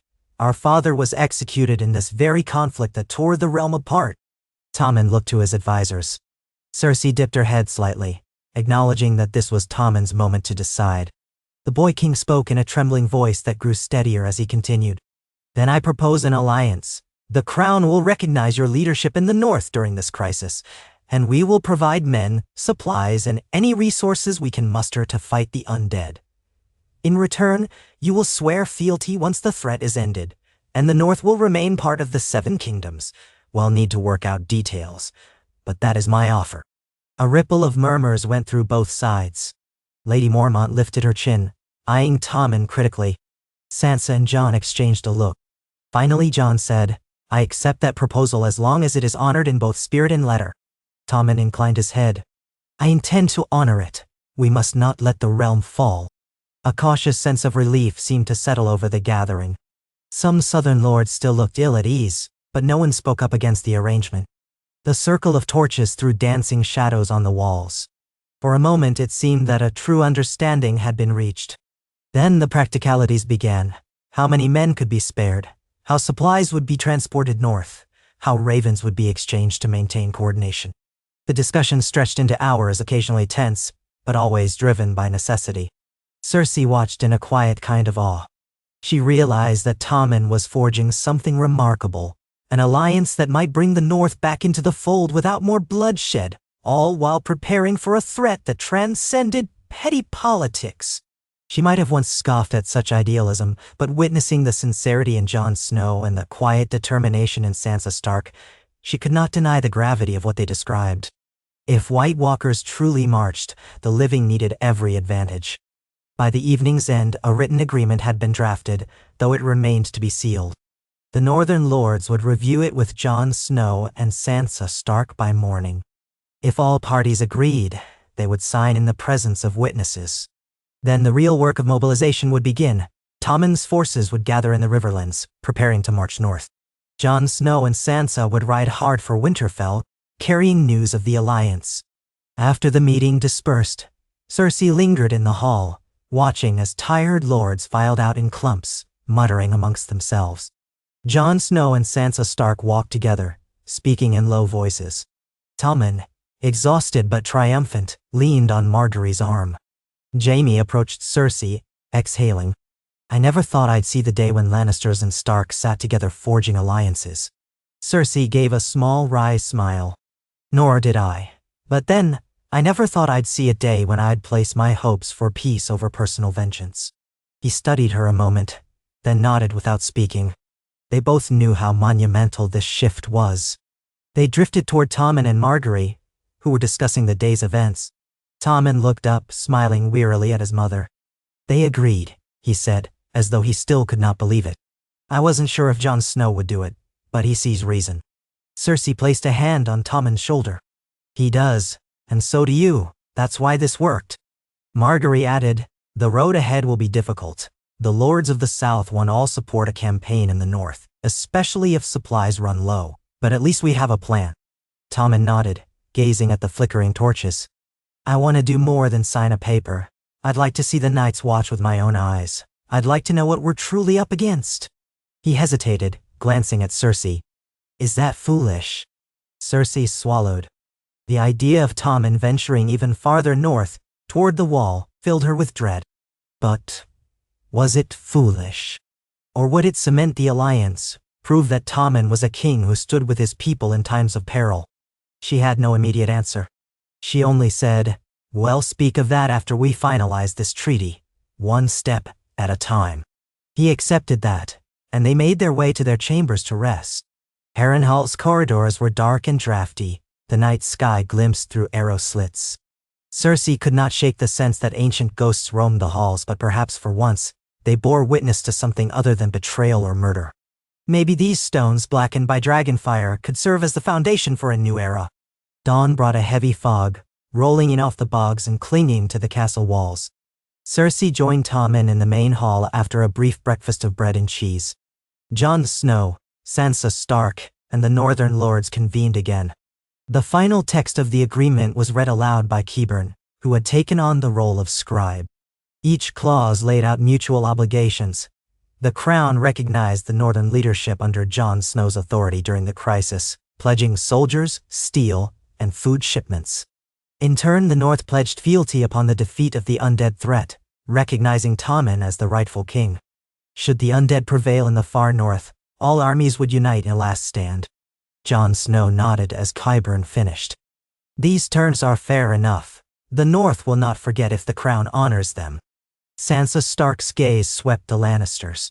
We have lost many to war and betrayal. I pray we do not lose more to disunity. Nay, Thorin. Tommen stepped forward. I promise before the Seven that we stand with you against the darkness. A simple wooden table had been set up near a brazier. Qyburn placed the parchment upon it, weighting the corners with stones. Jon Snow signed first, then Sansa Stark, along with the leading northern lords. Tommen signed next, carefully dipping the quill in ink. Cersei watched his hand move across the parchment, remembering all the letters and decrees she had once shaped or forged for her own ends. Now, his signature might save them all, or at least buy them hope.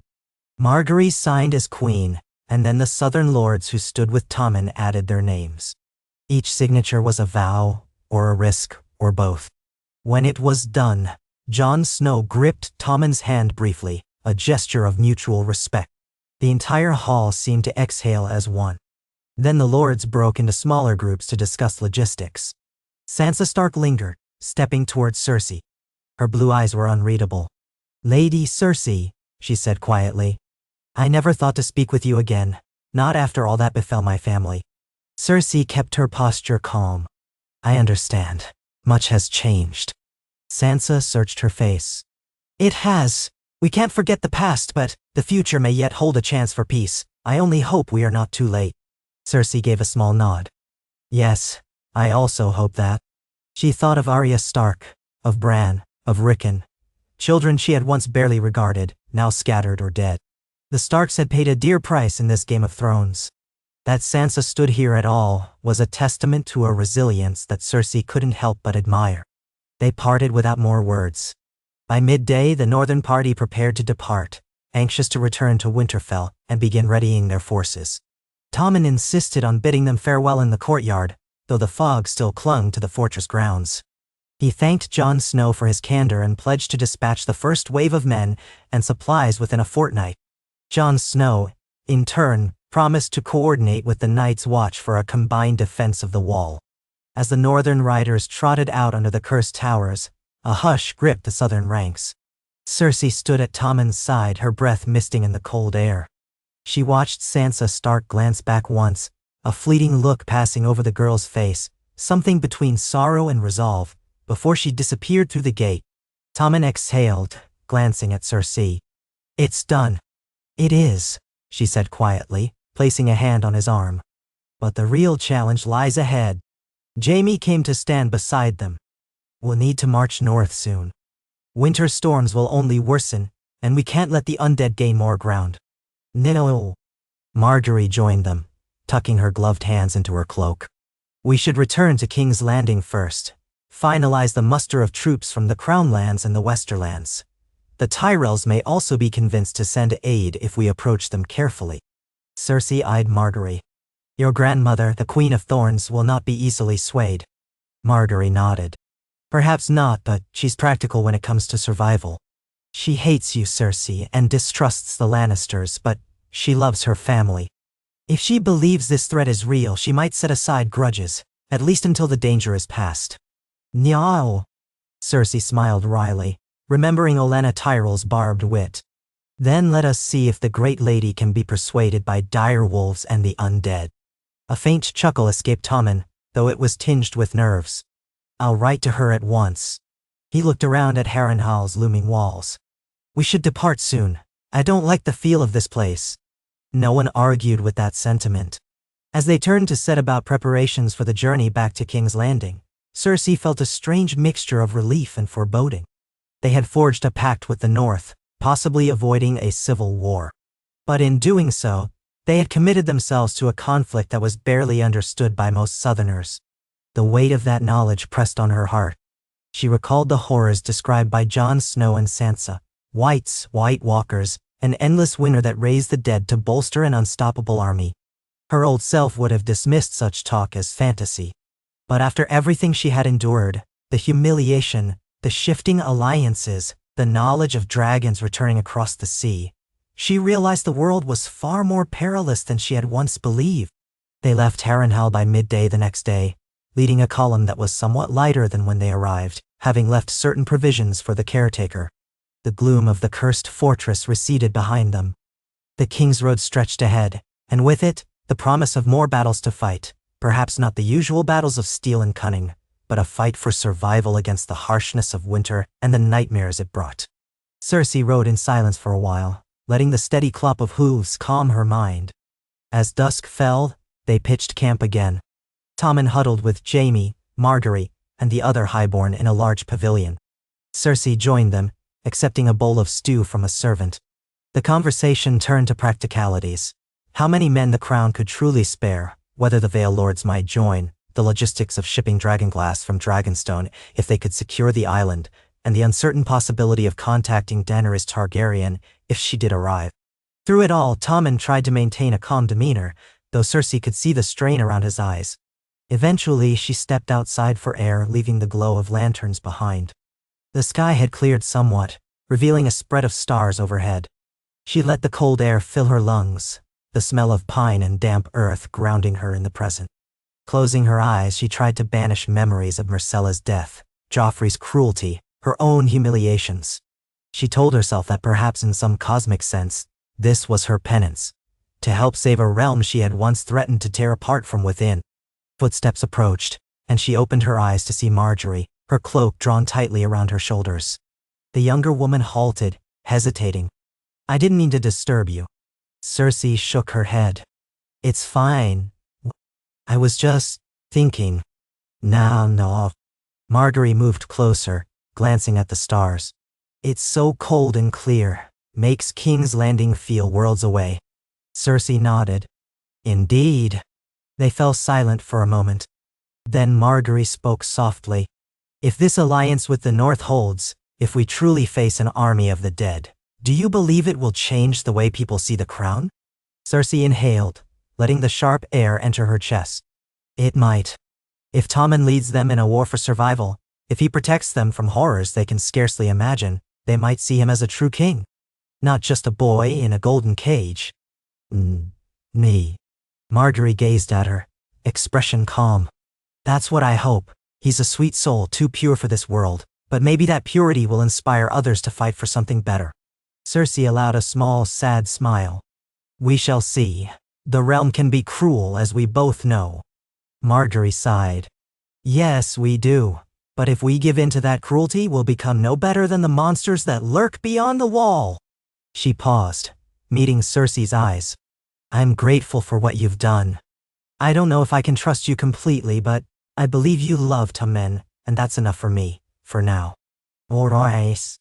Cersei felt a pang. She remembered all the times she had hated Margaery, resented her youth, her cleverness, her influence over Joffrey, and then Tommen. Now, that hatred felt distant. I understand. I've given you reasons enough to doubt me, but love for Tommen is what drives me. I hope that will be enough. They shared a brief, tentative moment of accord under the starry sky. Then the call sounded for watch changes, and men shuffled about the camp with lanterns preparing for the night. Margaery excused herself, retreating to Tommen's pavilion. Cersei lingered a moment longer, letting the hush of the night wrap around her. The future was unclear, but for once, she felt a glimmer of purpose that was not purely selfish. Perhaps that was the beginning of her redemption, or perhaps it was simply the final turn in a long twisting path. She had no illusions that the realm's acceptance of her would come easily. But she would keep walking forward, step by step, for Tommen and for the memory of the children she had lost. They traveled another week to reach King's Landing, passing through villages that still bore the scars of war. Some inhabitants peeked from shuttered windows at the king's procession, while others rushed out to see if they might glean rumors. Tommen offered small gestures of charity where he could, distributing coin from the royal treasury in measured amounts. That caused some excitement, a flurry of blessings for the king who might be more merciful than his predecessors. Cersei watched from the carriage, feeling both pride and a certain sadness. How many times had these small folk been promised better days, only to be trampled by the next warlord or the next ambition? At last, the walls of King's Landing came into sight, rising through the morning mist. The city looked neither as bright as Cersei recalled from her youth, nor as menacing as it had after the Faith militant seized power. It had become simply a place of fragile hopes and frayed edges. Tommen straightened in his seat, trying to project confidence. Margaery smoothed the wrinkles from her cloak, glancing at Cersei to gauge her reaction. Jaime rode ahead, ensuring the gates were secure. Soon they were inside, greeted by Kevan and a line of gold cloaks who saluted their king. Kevan informed them that the city had remained quiet in their absence, though the High Sparrow continued to preach in the streets. There was no sign of overt rebellion, but rumors flew about alliances with the North and the threat of the dead. Some folks scoffed, others quailed in fear. Tommen and Cersei dismounted in the Red Keep's courtyard, noting the presence of a few worried-looking courtiers. The time had come for them to openly declare the new alliance and begin mobilizing southern forces. That afternoon, Tommen held court in the throne room explaining the pact forged with Jon Snow. Some lords bristled at the notion of assisting a traitor in the north, but Tommen's calm explanation of the undead threat, supported by statements from Harrenhal's witnesses, quieted most dissent. Cersei and Jaime stood near the throne, projecting unwavering confidence. Margaery took her place on Tommen's other side, adding her voice in support of the alliance. The High Sparrow, who had come to observe, asked pointed questions about the moral implications of aiding a bastard king. Tommen responded carefully, saying that the realm's survival transcended questions of lineage. The High Sparrow frowned but said little in the end, possibly sensing the crowd's shifting mood. Over the next days and weeks, the Red Keep turned into a hive of activity. Raven after raven was dispatched to lords in the Westerlands, the Stormlands, though their lines were weakened, and the Reach, requesting levies and supplies for the northern campaign. The Vale remained uncertain, with Lord Petyr Baelish rumored to be maneuvering in his typical sly fashion, but some Vale lords might come if they believed the threat real. Every day, new responses trickled in, some positive, some reticent. Cersei spent long hours with Tommen, Jaime, Margaery, and Kevan, parsing the letters and drafting replies. A more difficult letter was addressed to Olenna Tyrell, the formidable Queen of Thorns. Margaery took the lead in writing to her grandmother, describing the alliance with the North as a necessity. She spoke of the undead threat, painting it as a moral imperative to defend all life in Westeros. Cersei contributed a line or two, though she doubted Olenna would care for her words. In truth, they needed the Tyrell armies and their vast stores of grain above all else. If the Tyrells refused to help, the war effort might falter. They sent the letter with a trusted courier, anxiously awaiting a response. Meanwhile, Qyburn and his whisperers kept watch for signs of unrest. The High Sparrow maintained his influence, but so far he had not roused the crowds against Tommen. Cersei suspected the man was waiting to see if Tommen's path would fail on its own. She endured the occasional meeting with him, always polite but never comfortable, reminding him that the crown would not tolerate violence. He simply smiled and reminded her that the faith served the people. For the moment, an uneasy truce remained. Weeks passed, and the city began to fill with new arrivals, companies of men-at-arms from the Westerlands, banners from minor crownlands houses. They set up camps outside the city walls, training daily. Rumors spread that in the north, Jon Snow was likewise gathering a host of Stark loyalists, preparing to hold the line near the neck if the undead advanced that far. The sense of looming conflict weighed on everyone. Late one evening, a raven finally arrived from Highgarden, bearing the seal of Olenna Tyrell. Margaery, Tommen, and Cersei gathered in Tommen's solar to read it. Margaery broke the seal, scanning the lines quickly. Cersei studied her face, which remained composed but with a flicker of relief. Margaery read the letter aloud, revealing that while Olenna Tyrell still mistrusted the Lannisters and harbored deep anger over Margaery's imprisonment by the Faith, she would not see the realm destroyed by an enemy beyond the wall. She agreed to send some portion of the Tyrell host north along with grain shipments. The letter contained barbed remarks about Cersei's role in past tragedies, but the essential message was clear. Highgarden would not stand aside. Tommen exhaled in gratitude. Margaery smiled, though there was sadness beneath it. She set the letter aside, saying quietly, "She does this because she thinks it's the only way to save what remains of our house. She despises that we must work with you." She glanced at Cersei. "But she will do it, because she's pragmatic." Cersei nodded, acknowledging the barbs. "Then we have the Reach. That is no small thing. We'll need every bushel of grain they can send if the North is to support an extended campaign." Jaime, who had joined them, leaned back in his chair with a relieved sigh. So many battles fought for a chance at unity. And here we are, forging alliances with Starks and Tyrells. Father would be rolling in his crypt. Tommen looked at his uncle. He wanted to preserve House Lannister's power. Perhaps in a twisted way, we're fulfilling his dream, but by forging alliances rather than relying on intimidation. Jaime smirked. A different path, to be sure. Days turned into nights of planning, writing, and waiting. Cersei found herself at times pacing the corridors of the Red Keep, remembering how she used to bask in the thrill of controlling events from behind a curtain. Now her control was tenuous at best, reliant on good faith from old enemies. Yet it felt oddly liberating not to be orchestrating every betrayal. She still braced for disappointment, but at least she was not alone in carrying the burden. One late afternoon, Tommen declared he would ride through the city to inspect the Goldcloaks and greet the people, demonstrating his presence and reminding them that the war effort was in their name as well. Cersei and Margaery accompanied him in an open carriage, with Jaime and a squad of knights riding ahead. Crowds gathered, curious onlookers pressing in to see the king, the queen, and the queen mother. Tommen waved shyly, trying to appear confident. Margaery's practiced smile won over many. Cersei kept a measured expression, not wanting to intimidate but not feigning false warmth either. As they traversed the narrower streets of Flea Bottom, the stench of the city rising around them, a sudden commotion broke out. Several men surged forward, shouting about ration shortages. The guards moved to hold them back, but one of the men brandished a tattered piece of cloth with a direwolf sigil scrawled on it, crying, "Why feed the North when King's Landing starves?" Tension crackled in the air. Tommen looked alarmed, and Margaery placed a hand on his arm to steady him. Cersei signaled for the guards to remain calm, not to strike unless absolutely necessary. A moment later, the High Sparrow himself appeared, seemingly out of nowhere, his humble robes blending with the crowd. He raised his hands, calling for peace. The men quieted, though their anger still simmered.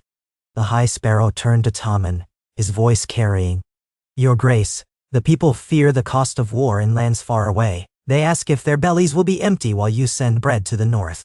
Cersei tensed, expecting Tommen to stammer. But to her relief, the boy king sat straighter, projecting his voice. The realm is one, good people. If the north falls, the dead will march south, and all our bellies will be empty forever. We must help each other. I will ensure no family in King's Landing starves. Nain. Murmurs swept through the crowd. The men with the direwolf cloth stood uncertainly, some looking cowed by Tommen's earnest tone. The High Sparrow bowed his head with a small smile. A wise sentiment, Your Grace. May the Seven guide you to keep your promise. Cersei's blood stirred with lingering anger at the High Sparrow, but she forced herself to remain composed. This moment, at least, did not erupt into chaos. Tommen's pledge to feed the city would strain the already depleted stores, but perhaps it would buy the crown more goodwill. They continued their route, and by evening, Tommen and Margaery returned to the Red Keep, exhausted. Cersei followed, feeling the ache of tension in her own bones. In the privacy of Tommen's solar, once the day's duties ended, Margaery massaged Tommen's shoulders, trying to ease his stiffness. Cersei stood by the window, letting the cool night air wash over her. Jaime arrived, removing his sword belt. They exchanged glances. Everyone felt the weight of the situation. The promise to feed the city while mounting a massive war effort in the north. The necessity of balancing these demands without inciting riots. Kevin arrived to update them on the treasury situation. The crown's debts remained high, even after Littlefinger had fled. They still owed money to the Iron Bank of Bravos, which might refuse more loans unless they saw a clear path to repayment. Tommen sighed heavily, rubbing his temples. We can't fight a war without coin, he muttered. We can't feed the city without coin either, Jaime said quietly. We may have to levy new taxes on the lords, especially those in regions untouched by war so far. Margaery frowned. That will provoke anger from the nobility, but I see no other way. Cersei thought of Tywin, how he would have handled this, merciless demands of tribute, forced compliance through fear. That path remained an option, but it might risk unraveling the fragile alliances. We can ask for voluntary contributions, she said, though the words tasted strange in her mouth. Remind them that this is to save the realm. Perhaps the Tyrells and other wealthy houses will pay more if approached respectfully. Tommen murmured his agreement. Kevin sighed but admitted that was a possibility. It was a precarious tightrope walk. The realm needed a show of unity, not the strong-arm tactics of old. Cersei found herself in the odd position of advocating gentler methods, a reversal from her once favored approach. But the circumstances demanded it. In the following weeks, Tommen issued royal letters requesting aid in the form of gold or grain to support both the defense of King's Landing and the upcoming campaign in the north. Many lords grumbled but complied, at least partially. Olenna Tyrell sent a tartly worded missive accompanied by a significant shipment of gold, stating that the living can't spend coin if they're all corpses. Cersei smirked at the line, grudgingly impressed by the old woman's frankness. As the muster of troops grew, the time approached for Tommen to decide whether to lead the host north himself or remain in King's Landing.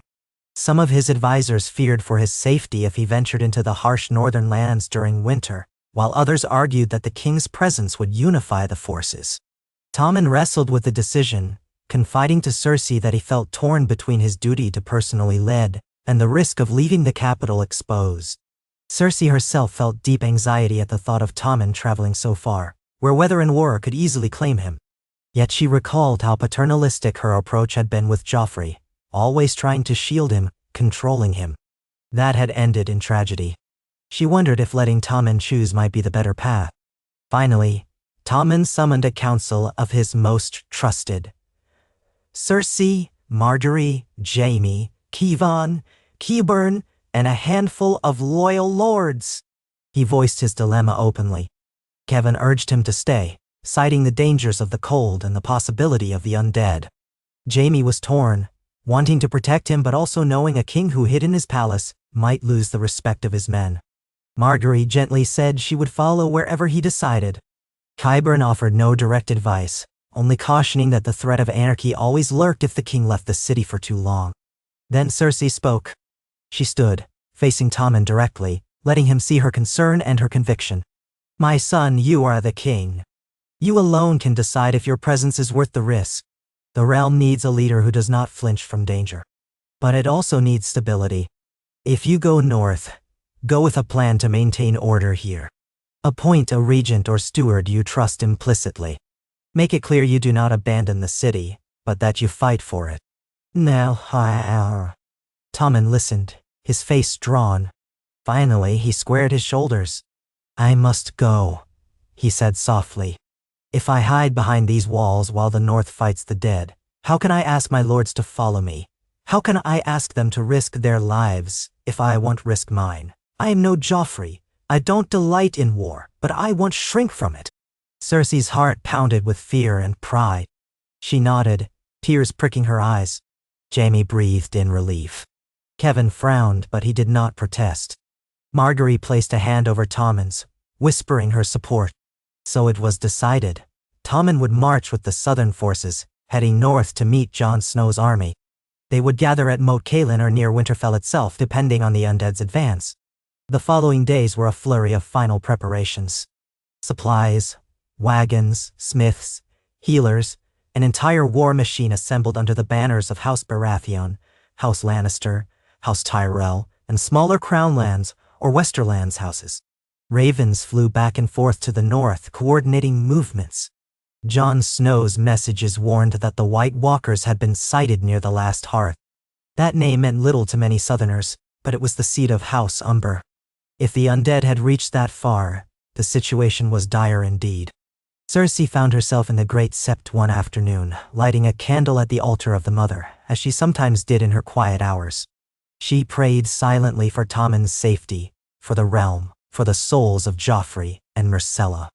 In the hush of the Sept, the flicker of the candle reflected in the polished marble floors. She wondered if the gods even listened to prayers from someone like her. Yet she prayed anyway. A whisper of cloth behind her announced the presence of the High Sparrow. She stiffened, but did not rise from her kneeling posture. He approached slowly, stopping a few steps away. His voice was soft, like a kindly grandfather. Your Grace, you come often to pray these days. Cersei did not meet his eyes. Yes, I have much to pray for. He clasped his hands, nodding. You prepare to march north with the king. Yes, she said shortly, feeling the old anger coil. The entire realm is at risk. He lowered his head. War is a terrible thing, but if these rumors of the dead walking are true, then truly we face an evil beyond men's sins. She rose, turning to face him. Then you understand why we must do this. He studied her. I do. I pray it is not in vain. He paused, letting silence stretch. It is said that at the hour of our greatest need, the gods may test us. What we choose then determines our fate. Cersei met his gaze, recalling the humiliations he had inflicted upon her. She wondered if he was prodding her, waiting for her to break. But she kept her voice steady. I will do whatever it takes to protect my son and the realm. He nodded, a faint smile crinkling his eyes. Then may the seven guide you, Your Grace. With that, he stepped back and departed, leaving her alone with the candle's glow. She inhaled slowly, letting the tension subside. Whether he was sincere or waiting for her to fail, she could not say. She only knew that, at this juncture, their goals aligned enough that open conflict would serve neither of them. At last, the day of departure came. Tommen appointed Kevin as regent in King's Landing, with powers to rule in his stead until his return. The High Sparrow was present at the ceremony, offering a blessing for the king's journey. Margaery would accompany Tommen, as would Cersei, Jaime, Qyburn, and a host of lords and knights. The columns of soldiers and wagons stretched beyond the city gates, a sea of steel and banners. The small folk turned out to watch, uncertain whether to cheer or tremble at the sight of so many armed men marching away. Cersei rode beside Tommen, wearing light armor over a padded under-tunic, a sword at her side for show, though she was no great fighter. Jaime led the vanguard. Margaery kept to a carriage at times, but she insisted on occasionally riding to show solidarity. The banners of the Baratheon stag and the Lannister lion fluttered in the wind, joined now by the Tyrell rose. A new coalition, shaped by necessity and fear of a greater threat. As they moved north along the King's Road, the air grew colder by the day. The crisp autumn weather gave way to a biting chill, with early snows dusting the roadsides as they passed into the riverlands. Lords who had never traveled beyond their own domains muttered about the raw wind. Soldiers huddled closer to their fires at night. Scouts rode ahead, returning with reports of increasing winter storms as they neared the neck. Cersei felt the weight of it all pressing on her. Each morning she woke in a campaign tent or a makeshift lodging in some holdfast, thinking of the adversaries that lay ahead, not cunning men but an army of the dead. She tried to quell her doubts, telling herself that they had to trust in their allies, in Jon Snow's knowledge, in the men who followed them. She stayed close to Tommen, offering counsel whenever he wavered. Margaery too gave him comfort. Jaime focused on the logistics of moving so large an army in winter conditions, while Qyburn busied himself studying ancient tomes on necromancy and the lore of the others, muttering darkly about spells and weaknesses. Eventually they reached Moat Cailin, the old fortress that guarded the entrance to the north.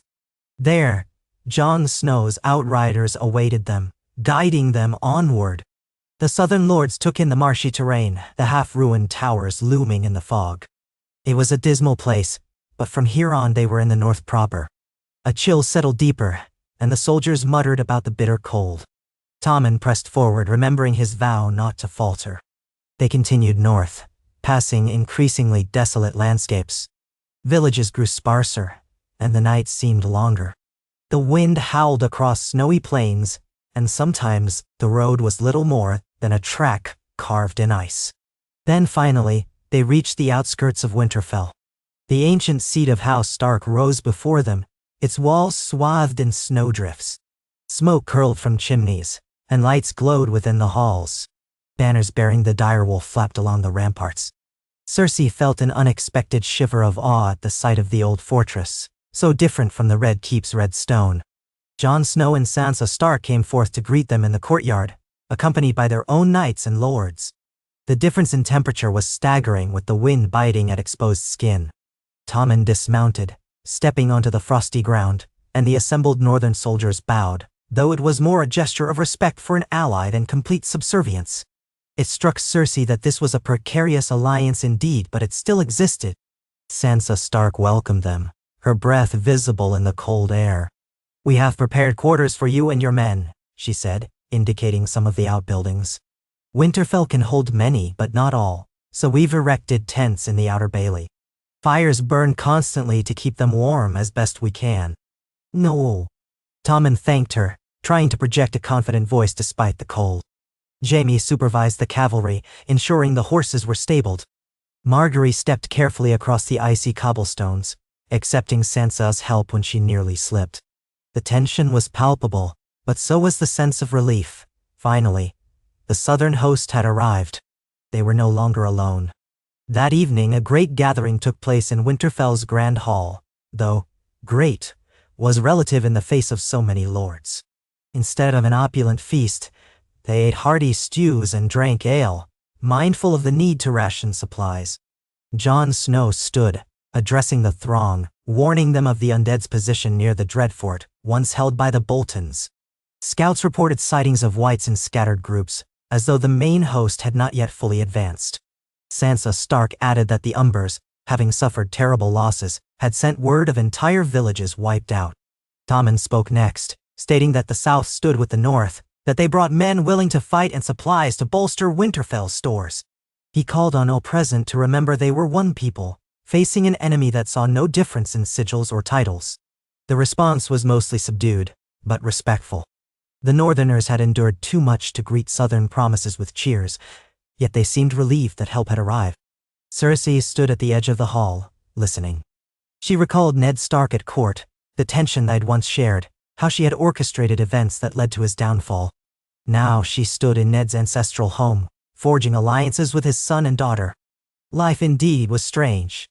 If she had told her younger self that she would one day ride to Winterfell to fight side by side with Starks, she might have laughed in disbelief.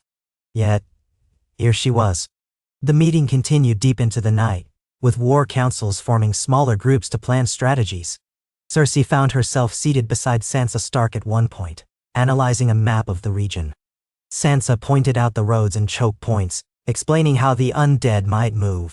They spoke in low, clipped voices, both women carrying the weight of their family's tragedies. At one moment, their eyes met, and Cersei saw no hatred there, only a distant sadness tempered by resolve. They were both mothers, in a sense, Cersei to Tommen, Sansa to the north. They both knew what it was to lose and still carry on. At last, they retired to the chambers assigned to them. Winterfell was warmer inside than Cersei expected, thanks to the hot springs that flowed beneath its foundations, an ancient gift that kept the castle livable in even the harshest winters. She sank onto a bed layered with furs, exhaustion pulsing through her. Tommen had been given a separate room, Margaery with him. Jaime and other lords took up rooms along the same corridor, while hundreds of soldiers slept in the courtyard tents. Outside, the wind howled and snow drifted against the walls. Sleep did not come easily. Cersei's thoughts churned with the scope of what lay ahead. The undead, the White Walkers, monsters she had once dismissed as fairy tales, were now a reality pressing in from the north. Could they truly be stopped by a coalition of men who had spent years slaughtering each other in civil wars? Or would the living be overwhelmed, forced to retreat, leaving the entire realm a frozen graveyard? She pressed her eyes shut, willing herself to find rest. She had to believe that this precarious alliance could hold, that all her efforts, her humiliations, and her changed resolve would not be in vain. Morning brought a bleak light filtering through the arrow slits. A thin veil of snow had fallen overnight, blanketing the courtyard. Smoke curled from Winterfell's chimneys as the soldiers roused to begin the day's drills. Tommen summoned a council of war inviting the northern lords, Jaime, Cersei, and other key figures. They gathered around a rough-hewn table in a room that smelled of old wood and damp stone. A map of the north lay before them, pinned at the corners. Jon Snow tapped the area near the Dreadfort, explaining that the undead had been sighted to the east, but might be spreading out. Sansa Stark added that they'd had no recent word from the Umbers in Last Hearth. The road there might be cut off by the roving Whites. The Karstarks allied with Jon had likewise lost contact with their outlying villages. The picture was grim, but not yet hopeless. The main host of the undead had not reached Winterfell, giving them time to prepare defenses. Some northern lords advocated marching out to meet the threat head-on, while others argued they should fortify Winterfell and wait for the enemy to come to them. Jaime spoke up, noting that fighting an army of the dead in open terrain was likely suicidal if they didn't have the advantage of fortifications or terrain. Tommen asked how many dragonglass weapons had been fashioned, and Jon admitted they still had only a limited supply, enough for some arrowheads, a few spears, but not enough to arm the entire host. As for Valyrian steel, only a handful of blades existed among them. Cersei frowned, thinking of the lost Lannister sword Ice, once the Stark family blade, reforged into Widow's Wail and Oathkeeper. That legacy weighed heavily in the room, unspoken but present. After lengthy debate, they agreed on a plan. They would bolster Winterfell's defenses, turning it into a stronghold that might withstand a siege by the undead. Scouts and outriders would monitor movements, harassing smaller groups of Whites if safely possible. If the main host approached, they would attempt to draw it into a battle near the walls, using dragonglass-tipped arrows, pitchfires, and other defenses. It was a desperate strategy, but lacking the ability to meet the undead in open battle, it seemed the best they could do.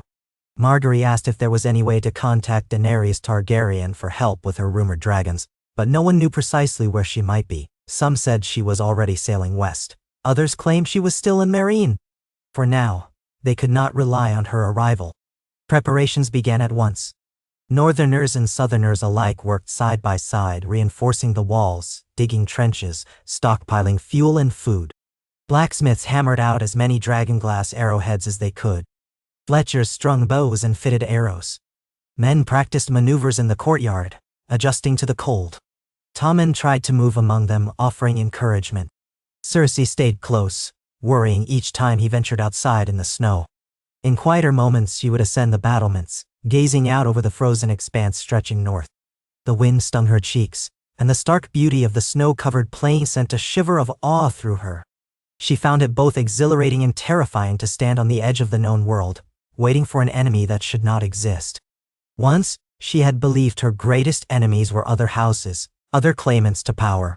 Now she understood that if the tales were true, they all fought an ancient darkness that cared nothing for their sigils or goal. One gray afternoon, she stood alone atop a corner tower, lost in thought. The distant whiteness seemed endless, as though the world simply vanished into a wall of clouds and snow. Then she heard footsteps behind her. Turning, she saw Sansa Stark approaching, wrapped in a heavy fur cloak. The younger woman joined her at the parapet. "I didn't mean to disturb you," Sansa said, her breath steaming. Cersei shook her head. "It's all right. I was looking. Now." Sansa followed her gaze. "It can be beautiful, I suppose, if you've never seen it before." Cersei nodded. "Yes, and dreadful." They were silent for a time.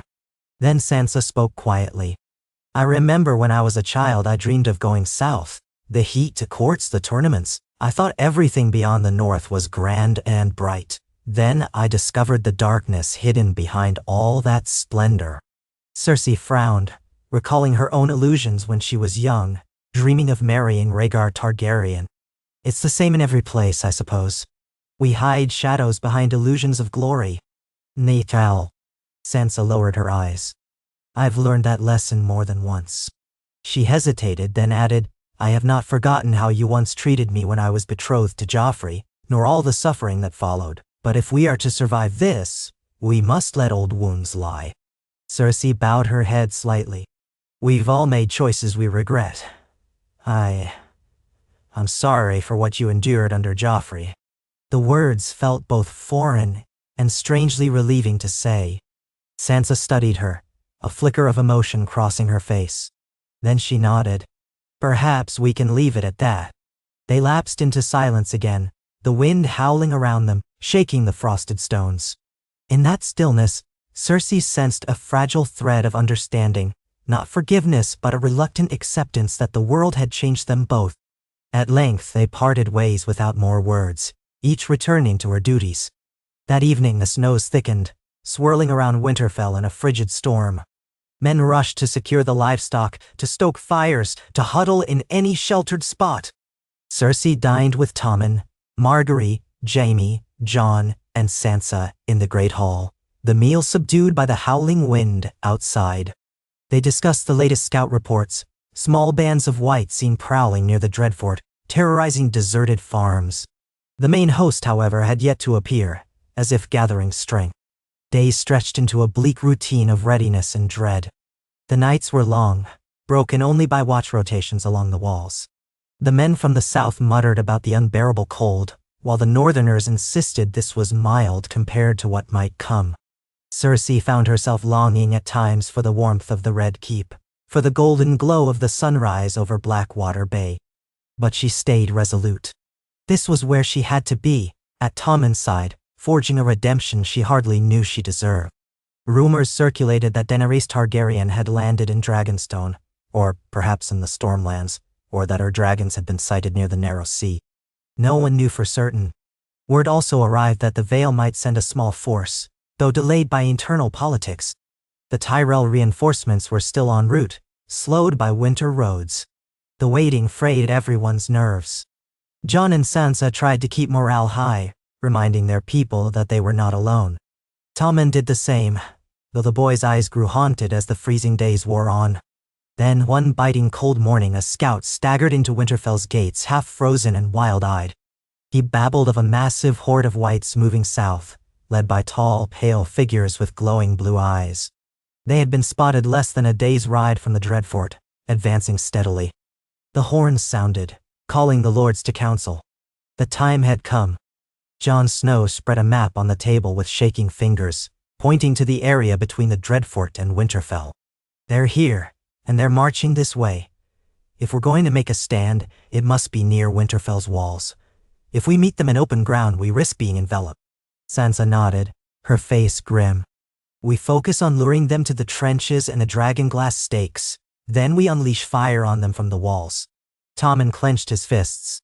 "Yes, we have prepared. Let's see if it's enough." Jaime and other military leaders discussed final troop placements. Margaery, who had been helping coordinate the healers and supplies, listened with pale determination. Cersei stood at Tommen's side, feeling her heart pound. This was it, the nightmare made real. How many would die in the coming battle, and would it even be enough to halt the undead tide? They made their final arrangements quickly. The southern knights, including many Lannister men, took positions along Winterfell's western wall, with Jaime commanding them. The northern warriors occupied the gates, and the eastern perimeter, led by Jon and Sansa. A reserve force, including archers and trebuchets with flaming ammunition, waited inside the courtyard. Dragonglass-tipped arrows were distributed carefully. The plan was to hold the walls, lure the whites into the kill zone, and hope to strike at any White Walkers with Valyrian steel. They had a few swords that might do the job, Jaime's Oathkeeper among them, as well as Jon's Longclaw. Night fell early, cold and unforgiving. The watchmen on the battlements strained their eyes into the darkness. A hush settled over Winterfell, broken only by the flutter of banners and the distant howling of wolves. Torches flickered along the walls, casting dancing shadows across the courtyard. Tommen donned a breastplate and stood near Jaime, determined to show courage. Cersei tried to argue that he remained safely within the keep, but he refused. She could see in his face that he was terrified yet unwilling to shirk the duty he had claimed. She herself wore a simpler set of armor, reminding herself that her place was not to fight on the front lines, but to remain with Tommen, to keep him from harm if she could. In the darkest hour of the night, a long horn blast echoed from the ramparts. A cry went up, "They're coming!" Soldiers rushed to man the walls, strings of archers notching dragonglass arrows. Sansa and Margaery moved among them, offering last words of encouragement. Jon Snow and Jaime locked gazes, each gripping their Valyrian steel blades. Then, on the far side of the field beyond Winterfell's walls, a pale shimmer spread, as though the starlight had taken shape in the snow. Thousands upon thousands of dark shapes emerged from the gloom, swaying and stumbling, eyes glowing with eerie blue light. A wave of undead, unstoppable, silent except for a faint hiss of friction against the ice. At their rear stalked tall figures with icy crowns, the White Walkers themselves. They carried weapons of ice that caught the moonlight in a cruel glint. A ripple of terror coursed through the defenders. Some men muttered prayers to the Seven, others whispered old northern incantations. The scene was more horrifying than any human army. This was an abomination of nature, a legion of corpses that advanced without fear, without mercy. Cersei felt her stomach knot, her breath seize. She thought of Myrcella, and for a moment, was grateful her daughter never had to witness such horror. Jon Snow's voice rang out, "Archers, fire!" A volley of dragonglass-tipped arrows soared into the night, arcing down into the writhing mass. Where they struck, whites collapsed instantly, the magic of the obsidian unraveling the reanimated flesh. A ragged cheer rose from the walls as hundreds of whites fell. But more pressed forward and more yet, an endless tide. From the walls, watchers ignited tar-filled trenches. Flames roared to life, casting a hot glow across the battlefield. The first ranks of whites stumbled into the fire, shriveling in the conflagration. The defenders clung to hope that the flames would halt the advance. But the White Walkers behind them raised their arms, and an icy wind howled, snuffing or diminishing parts of the flames. Unnatural frost spread, creating paths through the fires. Whites surged again, unstoppable. A second volley of arrows, then a third. Piles of bodies formed, but more whites climbed over their fallen to reach the walls. As they closed, a cacophony of shrieks and rattling bones filled the air. The defenders hurled torches, poured flaming oil, did everything they could to slow the assault. The hiss of undead flesh burning clashed with the unearthly moans of the whites. Even from her vantage on the walls, Cersei could smell the stench of decay and smoke. Her heart pounded so hard she feared it would burst. Tommen stood near Jaime, face pale, as he watched the horrors below. He held a sword, though Cersei prayed he would not have to use it. Then, with terrifying swiftness, the first wave of whites reached the base of the walls, clawing at the stone, forming grotesque ladders of living corpses. The defenders jabbed with spears, trying to knock them back. Some whites continued to burn, staggering onward despite missing limbs or half-melted faces. The entire scene was madness given form. Cersei clutched the cold stone of the battlements, forcing herself not to scream. She heard Jon Snow's voice from a nearby tower, shouting commands to hold the line. Jaime roared at his men to brace for impact. The White Walkers remained further back, observing with eerie calm, occasionally brandishing their ice-forged blades. Whenever a living warrior died near them, they raised a hand, and that corpse jerked back to life as another white. It was a vile, hopeless cycle, unless they could reach and destroy the Night King or his lieutenants. Moments stretched into an eternity. The courtyard behind them was full of reserve fighters, waiting to repel any breach. The clang of steel on bone, the roar of fire, the shrieks of the undead, it all merged into a symphony of terror. Above it all, the wind howled, and snow whipped across the walls, stinging eyes and biting flesh. At one point, Jaime leapt down onto a lower ledge, slashing with Oathkeeper at a group of wights that had gained purchase on the ramparts. The dragon-glass-laced steel cut through them with unnatural effectiveness, sending them sprawling. He shouted for archers to target the areas where the undead climbed in greatest numbers. Tommen clung to a safe spot, stepping in to stab a single wight that had hauled itself over the stone. Cersei's heart seized when she saw him so close to danger, but he managed to dispatch it with the help of a nearby knight. She rushed to Tommen's side, pulling him away from the edge. The wave of wights seemed endless, but the defenders refused to yield. Fires blazed, arrows rained, swords flashed. Jon Snow's silhouette could be seen on a far rampart, locked in combat with a towering wight that still wore the tatters of a Bolton uniform. Sansa Stark coordinated the flow of reinforcements from the inner courtyard, her voice cutting through the bedlam. Margaery tended to wounded in a makeshift shelter behind the gates, doing her best to comfort the dying. Then came a piercing scream like ice shards on metal. One of the White Walkers stepped forward, raising its blade. A wave of freezing wind blasted across the battlefield, snuffing out entire stretches of flame. The Whites surged anew, pouring into the gaps. Panic rippled through the defenders as the lines threatened to break. Jon Snow bellowed a rallying cry, charging toward the White Walker with Longclaw raised. Their blades clashed, sending sparks of frost and steel dancing. The White Walker's strength was inhuman, and Jon nearly buckled, but he fought with desperation, fueled by the knowledge that killing even one White Walker might break the necromantic hold on some whites. Across the yard, Jaime engaged another walker, Oathkeeper shimmering with the faint glow of Valyrian steel. He struck hard, and the walker's blade splintered upon meeting the forged steel, but the creature still fought, letting out that shrieking wail. Cersei could only watch in horrified fascination from her vantage point, wanting to protect Tommen but powerless to aid the key battles. She glimpsed Sansa near the courtyard, guiding archers to target clusters of wights.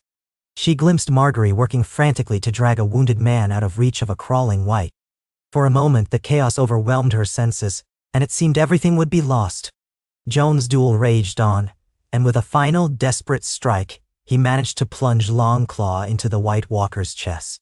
The thing shrieked, ice cracking across its form, and then it shattered into shards that disintegrated on the wind. The wights in a small radius collapsed instantly, their animating force undone. A ragged cheer went up, but the rest of the undead continued to fight, directed by other White Walkers further back. Jaime's battle ended similarly, with Oathkeeper slicing through the walker's torso. Another blast of icy shards and the creature dissolved. More wights fell, but still not enough. The night dragged on in a frenzy of horror. Slowly, painfully, the defenders seemed to be thinning the undead ranks. The fires were rekindled in places, casting flickering light onto the carnage. Bodies of men and wights alike littered the field outside Winterfell, forming twisted mounds. The White Walkers, their numbers dwindling, began to pull back. Another shriek cut through the air, and as if by some silent command, the undead slowly retreated, leaving the living panting and bloodied on the walls. Exhausted warriors collapsed to the ground, trembling with adrenaline and trauma. Cersei rushed to Tommen, who was slumped near the battlements, sword still in his shaking hand. Blood spattered his armor, though most of it seemed not his own. She cradled him, checking for wounds. He mumbled that he was unhurt, just exhausted. Jaime staggered up, one side of his armor dented, a trickle of blood at his temple. Sansa and Jon regrouped with them, white-faced, battered, but alive.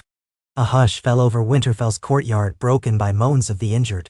The night sky was beginning to lighten with the first hints of dawn, revealing the scale of the devastation. But they had survived. At least for now. Jon Snow leaned on Longclaw, breathing heavily. "They'll come again," he said, his voice shaking. "That was just the first attack. The Night King is still out there." Sansa nodded, tears in her eyes. "But we held them once. We can do it again." Tommen swallowed hard, looking around at the carnage. We have no choice. Cersei squeezed Tommen's hand. She saw Margaery emerging from the triage area, her dress stained with blood. Even Qyburn stepped out from behind the lions, his eyes grim. Somehow, they had endured the unimaginable assault of the dead. Yet the war was far from won. The White Walkers would return, likely with even greater force. She thought of how many had died this night, and how many more would die in the battles to come. But a flicker of hope burned in her chest. They had not broken. Northerners, Southerners, Lannisters, Starks, Baratheons, Tyrells. They had stood side by side, facing a horror beyond any petty feud. In that unity lay their only chance. Cersei knew her old self would have scorned such fragile alliances, but now she clung to them like a lifeline, believing that perhaps, in the crucible of this war, she could safeguard the last of her children, and a realm that might be reborn from its own ashes. She knelt in the snow, holding Tommen close, as the first rays of a pale winter sun crept over the horizon, revealing a battlefield of ice, fire, and the unquiet dead.